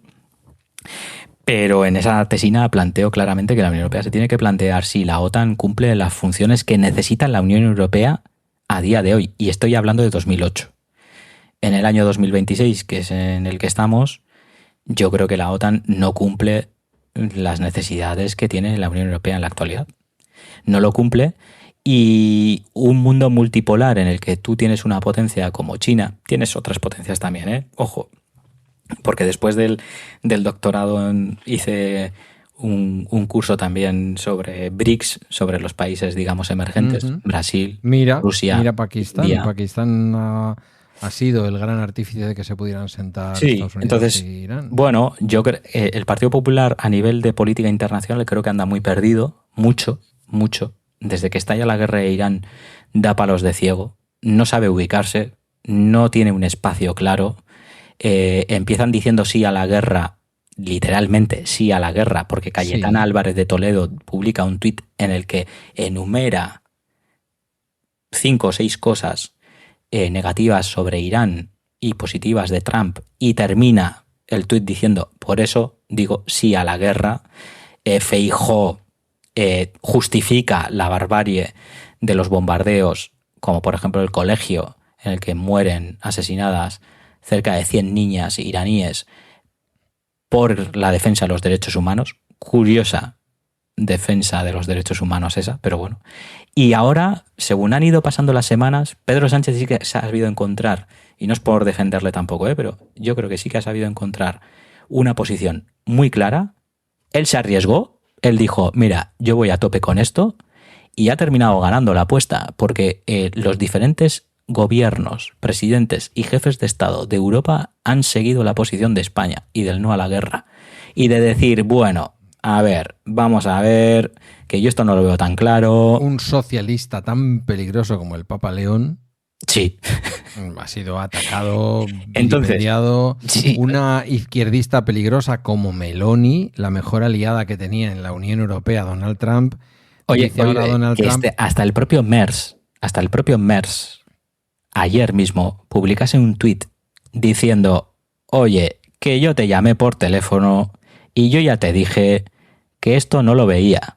Y que me está preocupando, que lo dijo así, lo escribió así, o sea, no literalmente, pero eso es lo que dijo. Oye, yo transmití en mi llamada al presidente de Estados Unidos que ¿dónde vas? Que esto no va a ningún lado. Teniendo en cuenta que Merz empezó de otra manera, pero quiero decir, Pedro Sánchez sí que ha sabido encontrar ese espacio, claro, hizo una apuesta clara, se arriesgó y ha terminado ganando, mientras que el Partido Popular sigue dando palos de ciego. Trump ha amenazado a España. El Partido Popular no ha salido en defensa de España. Netanyahu ha amenazado a España. El Partido Popular no ha salido en defensa de España. El gobierno de Israel ha acusado de antisemitas a un pueblo en Málaga por la quema de Judas, que es algo que se hace en Málaga y en otros pueblos de España, con los que tú puedes estar de acuerdo o no, con la quema de personajes que ellos eligen en ese año, en esas fiestas de Semana Santa. A mí en un contexto de fiesta popular como las fallas, sí, que quemen lo que quieran. Sí, en las fallas, de hecho, por ejemplo, en estos últimos años han estado quemando figuras de Netanyahu y el gobierno israelí no ha dicho nada. Entonces, el Partido Popular no ha salido en defensa de estos malagueños. Se ha secuestrado a un soldado español. Es decir, un soldado que está por mandato de la ONU en el Líbano, que está haciendo trabajos de intendencia humanitaria, que es llevar alimentos a compañeros suyos de la ONU indonesios, es retenido contra su voluntad por las tropas israelíes que están desplazadas allí en el Líbano, porque han decidido que ellos son la autoridad que puede detener a militares de otros países.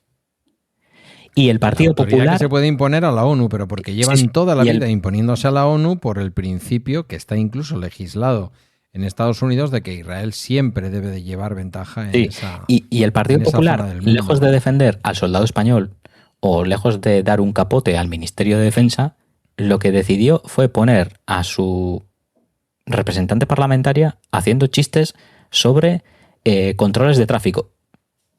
El Papa ha criticado duramente la guerra, como hizo Juan Pablo, por cierto, como hizo Juan Pablo II con la guerra de Irak, la primera guerra de Irak aquella, que también la criticó. Y Trump se le ha echado encima. No solamente se le ha echado encima, sino que además, a través de la IA, ha generado imágenes realmente demenciales como él haciendo de Jesucristo, tratando de sanar a alguien. Sí. Las he visto. Que el año pasado, por cierto, esto se ha olvidado, pero es que el año pasado ya hizo algo parecido con él vestido de papa. Entonces, y el Partido Popular La última como te digo, ha sido Meloni, ¿eh? Es que el Papa, quiero decir, el Partido Popular ni siquiera ha salido en defensa del Papa y del catolicismo. No. Ellos que son ultracatólicos, ultradefensores. Bueno, Ayuso, de hecho, se ha reconvertido en una católica recalcitrante, de repente. Sí, de atea en el 19, ¿no? Sí, entonces, ni siquiera... Entonces, están dando tal palos de ciego. Es influencia del novio. No, son capaces de no decir nada o de reírse de lo que le ha pasado al soldado español con tal de que no parezca que están defendiendo al gobierno de su país. Y luego lo mejor de todo es que Rafa Hernando te dice que Pedro Sánchez nos ha metido en esta espiral diplomática por una cuestión de política doméstica. Claro. Yo es que a Rafa Hernando ya no lo trato como... Y luego están los viajes a China. Pedro Sánchez ha viajado a China ahora. El mes pasado lo hizo Merz, canciller alemán. Pedro Sánchez está dándose la mano con Xi Jinping por encima de sus posibilidades. Estuvo el presidente de la República de Corea, la del Sur, Corea del Sur. Estuvo también el representante de Irlanda en el mes de enero o febrero, si no me equivoco. Los reyes, Felipe VI y doña Leticia, estuvieron en noviembre en cumbre de Estado, de jefes de Estado en China.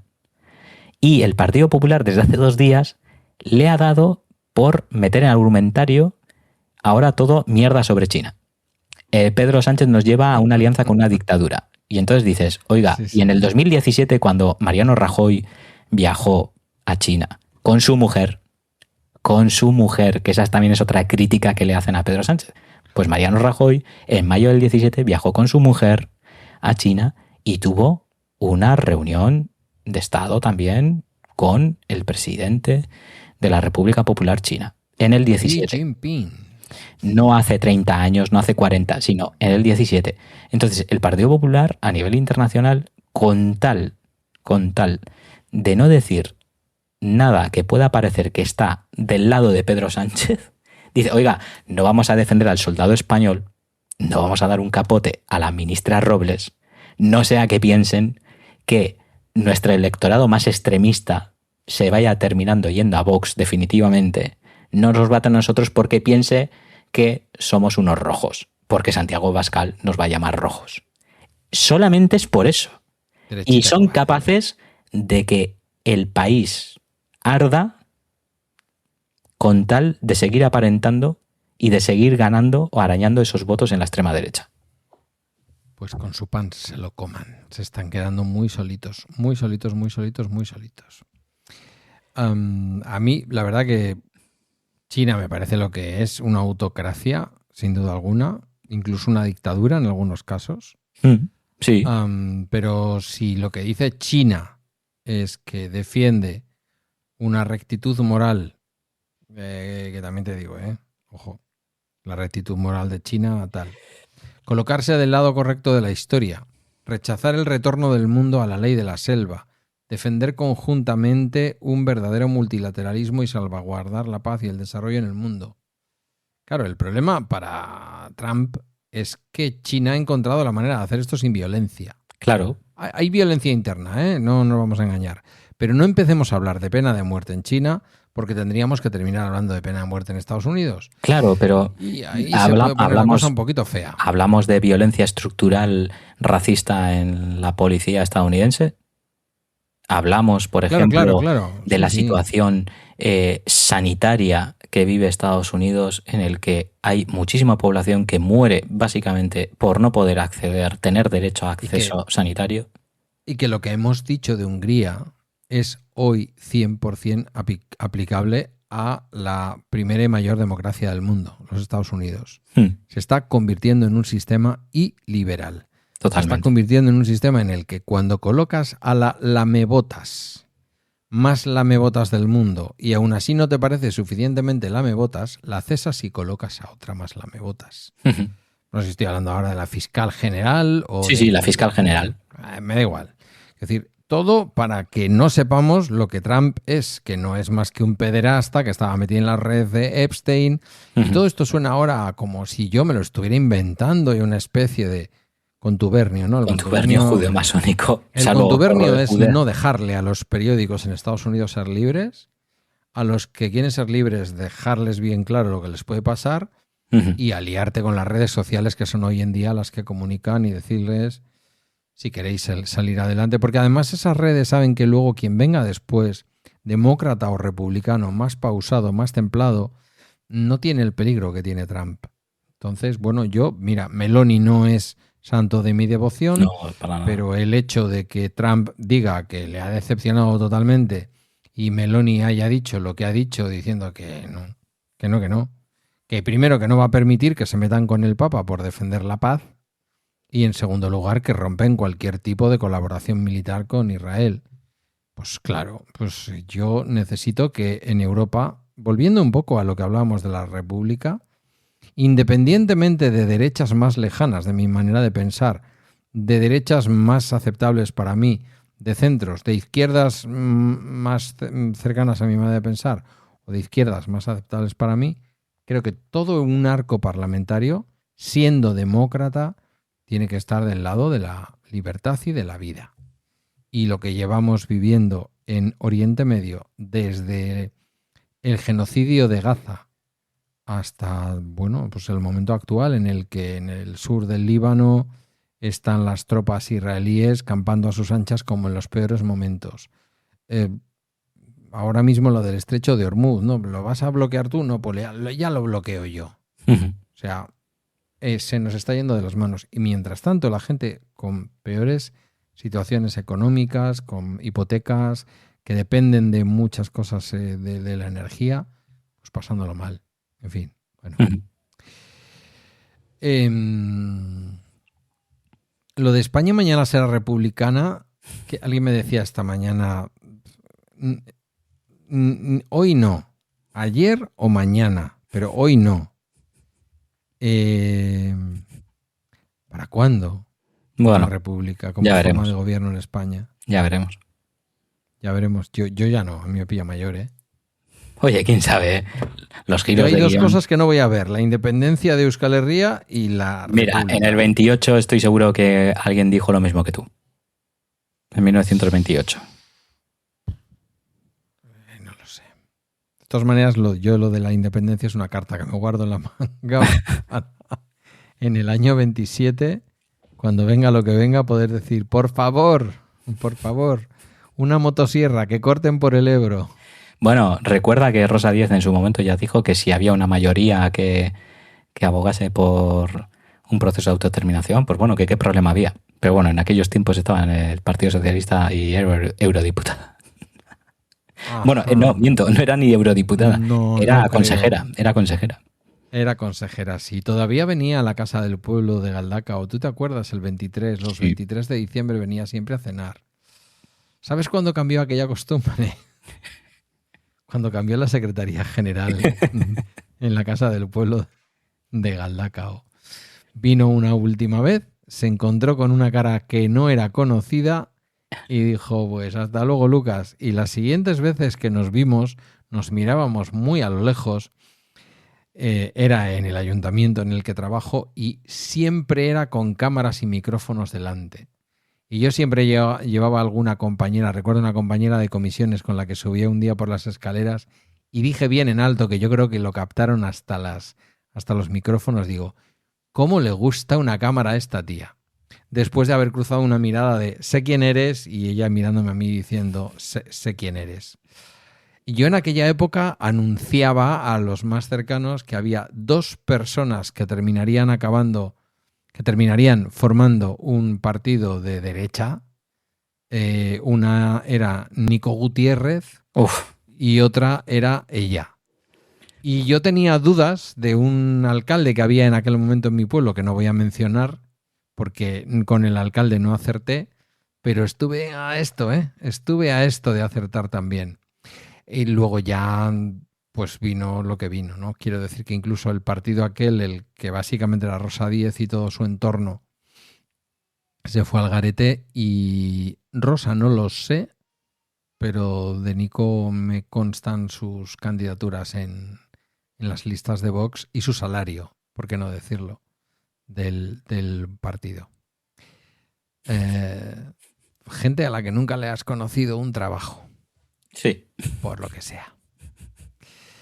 Bueno, querido. Bueno. Pues viva la República. Viva la República. Y siempre digo lo mismo, de manera democrática, de manera pacífica, pues tenemos que echar fuera a los Borbones. De manera democrática, ¿eh? Y de manera pacífica. Porque además ellos juegan con ventaja. Han creado a Froilán para que la futura reina nos parezca una buena elección. Correcto. ¿Alguna cosita más, querido? No, por mi parte no. Vale, pues nada, ya estaría. Hasta aquí